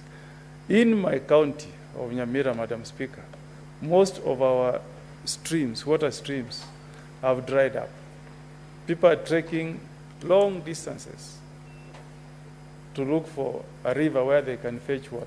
Because we were never properly guided, we planted gum trees very close to our river banks. And we now have a serious water scarcity in Kisii and Nyamira counties. So the idea of ensuring that the seedlings that are put up by our county governments contain seedlings that are friendly to our environment is so important, Senator Haji.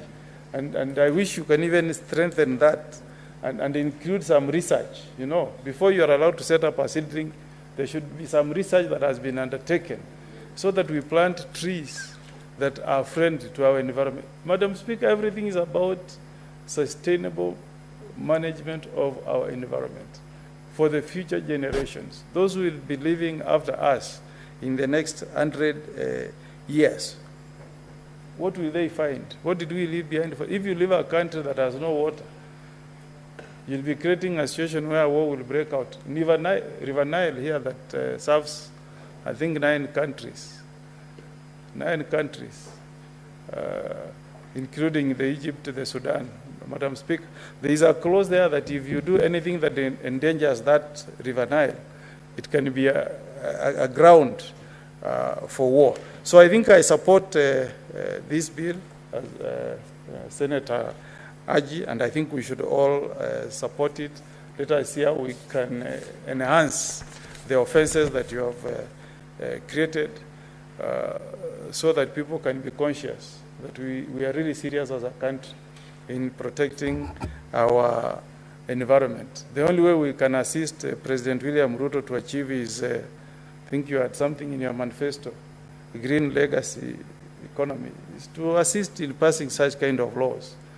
Without laws, Madam Speaker, people will carelessly cut trees, sell charcoal.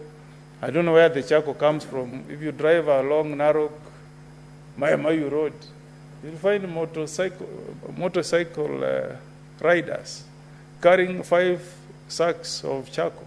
I don't know which forest is being endangered in that ecosystem. So we should deliberately put in place laws that discourage such kind of acts to ensure that our country attains the 10% tree cover as envisaged in our Constitution.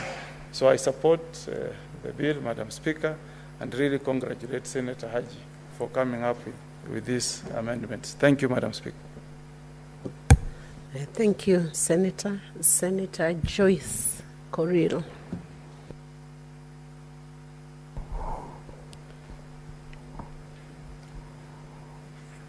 Yeah, thank you very much, Madam Speaker, for giving me this opportunity to also congratulate the Senator Haji, for the amendments that is before the floor of this House. And maybe before that, Madam Speaker, allow me also to welcome the honorable members of this House from the long recess. I know it has been long, but I just want to say that welcome back and to the business. Madam Speaker, I want to really thank the Honorable Senator for the amendments that he has brought to this House, and also to thank the government for the few steps that they have made in terms of making sure that environmental issues are addressed, especially the tree planting, which has been witnessed in some few years that has passed. And also want to echo the sentiments of Honorable Omogeni, where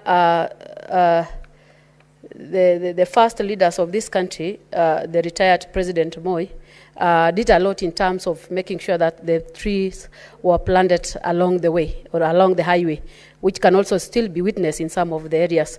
Madam Speaker, the amendment is trying to promote the planting of trees in all public land. And Madam Speaker, I want to also bring to the attention of the members that there was a suggestion that we need to have the Green Army. I don't know whether it is in the Act, but this was supposed to assist the counties in terms of implementation, because every now and then we have the Environmental Day, we do the planting, and we leave up to the next season. We don't know whether there are some which needs replacements before even the next planting season comes, and these are the only people who can assist us in terms of making sure that these trees are managed well. The Act also is trying to establish at least one tree nursery in each county. I would want to request the Senator Archie that it would have been prudent for us maybe to have established one nursery in every constituency. Every constituency. This is because in every constituency it will be able to serve the schools around those areas and even the PIs that are within those particular constituencies. So establishing in one county might be far, but having it within the constituencies might be a bit convenient to the members of that particular county. So I would suggest that we have it at least one nursery in every sub-county. Madam Speaker, I don't want to labor much. Much has been said by the colleagues, but I want to say that as when we discuss about this amendment again, I would also want to suggest that it would have been prudent again to include, because most of the issues that have been affecting environment in this country is lack of coordination between the relevant ministries. You find the Ministry of Environment is trying their best in terms of making sure that the environment is well taken care of, but sometimes you find also the Ministry of Lands capping some land to the public to an extent that you find a lot of complaints where I can call it land crapping issues are happening, and that is why you find IDPs across the country is because of the misunderstanding between the Ministry of Environment and the Ministry of Lands. These are the government ministries which are supposed to coordinate, say that wherever they are issuing title deeds, they should be issuing title deeds based on a well-researched point of view to make sure that these complications are not brought to an extent that affects the environment. Most of the declaration that has been done because of lack of coordination between the ministries. So I would also want to suggest that if there is any amendment that has to be done, there should be a coordination between the line ministries, say that these issues that have been affecting us in terms of eviction is put to an halt. So is put to an end. So I just want to say that I really support the honourable member for the amendment that he has brought. I also want to suggest that despite the fact that we have the bill and we have all these amendments, we need to have the resources, because the resources can enable the county governments and even the national government to make sure that they already identified public lands are well fenced and they are able to coordinate together with the people or the residents of those particular areas. So I just want to rest at that, but I just want to say that I really support this bill and looking forward to being approved by this House and even to the next House. Thank you. Thank you, Honorable Senator. Senator Onyonka Richard Mamoita.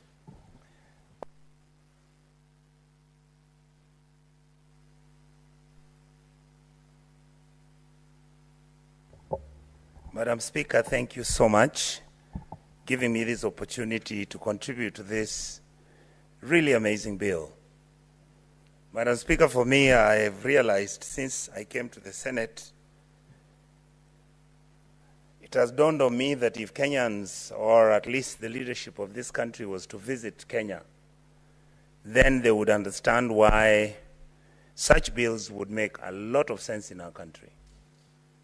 Madam Speaker, recently we went to Mandera. And indeed, I believe the reason why Senator Haji has brought this bill is because he comes from there. It was amazing to see how our brother, the former governor of Mandera, and even the current governor, and I'm sure Mr. Haji also, that team has done in Mandera what was very, very surprising.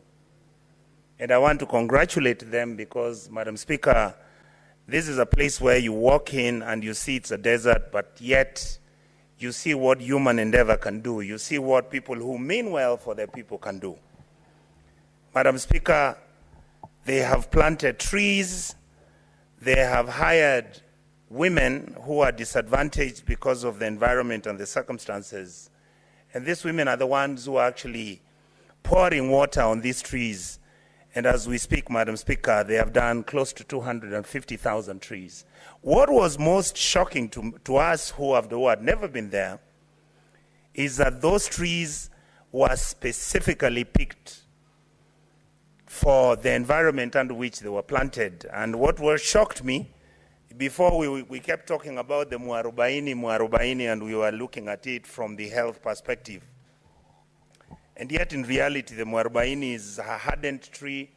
It's a tree that the governor mentioned to us that they actually had to go and pick from Dubai the nursery pieces which they used initially to start the program. Number two, we were shocked also that the county of Mandera has actually set up nurseries for growing those trees, and there was even information which were given that more research is being done so that those trees can grow faster, they can grow better and create a better environment, which it is. Number two, Madam Speaker, I want to say that Kenyans should remember, and indeed the leadership in this House should remember, that the United Nations environmental program is in Kenya. It's in Nairobi.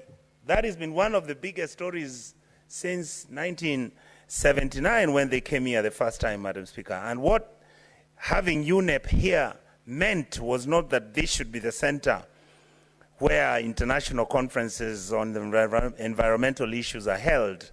Yes, that was one of them. But the second issue was the fact that Kenya as a country was supposed to be a model country. So that when those people are coming internationally, to come and see what the UNEP has done in Kenya and what Kenya has done as a member of UNEP, so that we can show them and showcase what we've done. Unfortunately, we didn't succeed, but as you know, Madam Speaker, it is through Her Excellency, the great leader of this country, Madam Wangari Maathai, who saved Karura Forest, who saved Uhuru Park, and many other environmental areas that were supposed to be saved. And yet, of course, Madam Speaker, if you look, the reality is that this bill that has been brought by our brother here is a wonderful bill. I agree with you. The only what we need to increase on or add on is that, Honorable Haji, in other countries, and if we look at the international best practice, they have actually environmental police. These are individuals who don't carry guns. They're given regions. They're given vehicles where they inspect, where they look. This can be deposed at the county governments or at the sub-county, like one of my colleagues has talked about. I also wanted, Honorable Haji, if there's a way where we can begin and start discussing what has been happening in terms of our education on matters environment. You notice the issue of carbon credits has come recently. I'm sure that the university has not been emphasizing deeply and discussing that science and what it means to our environmental protection and support.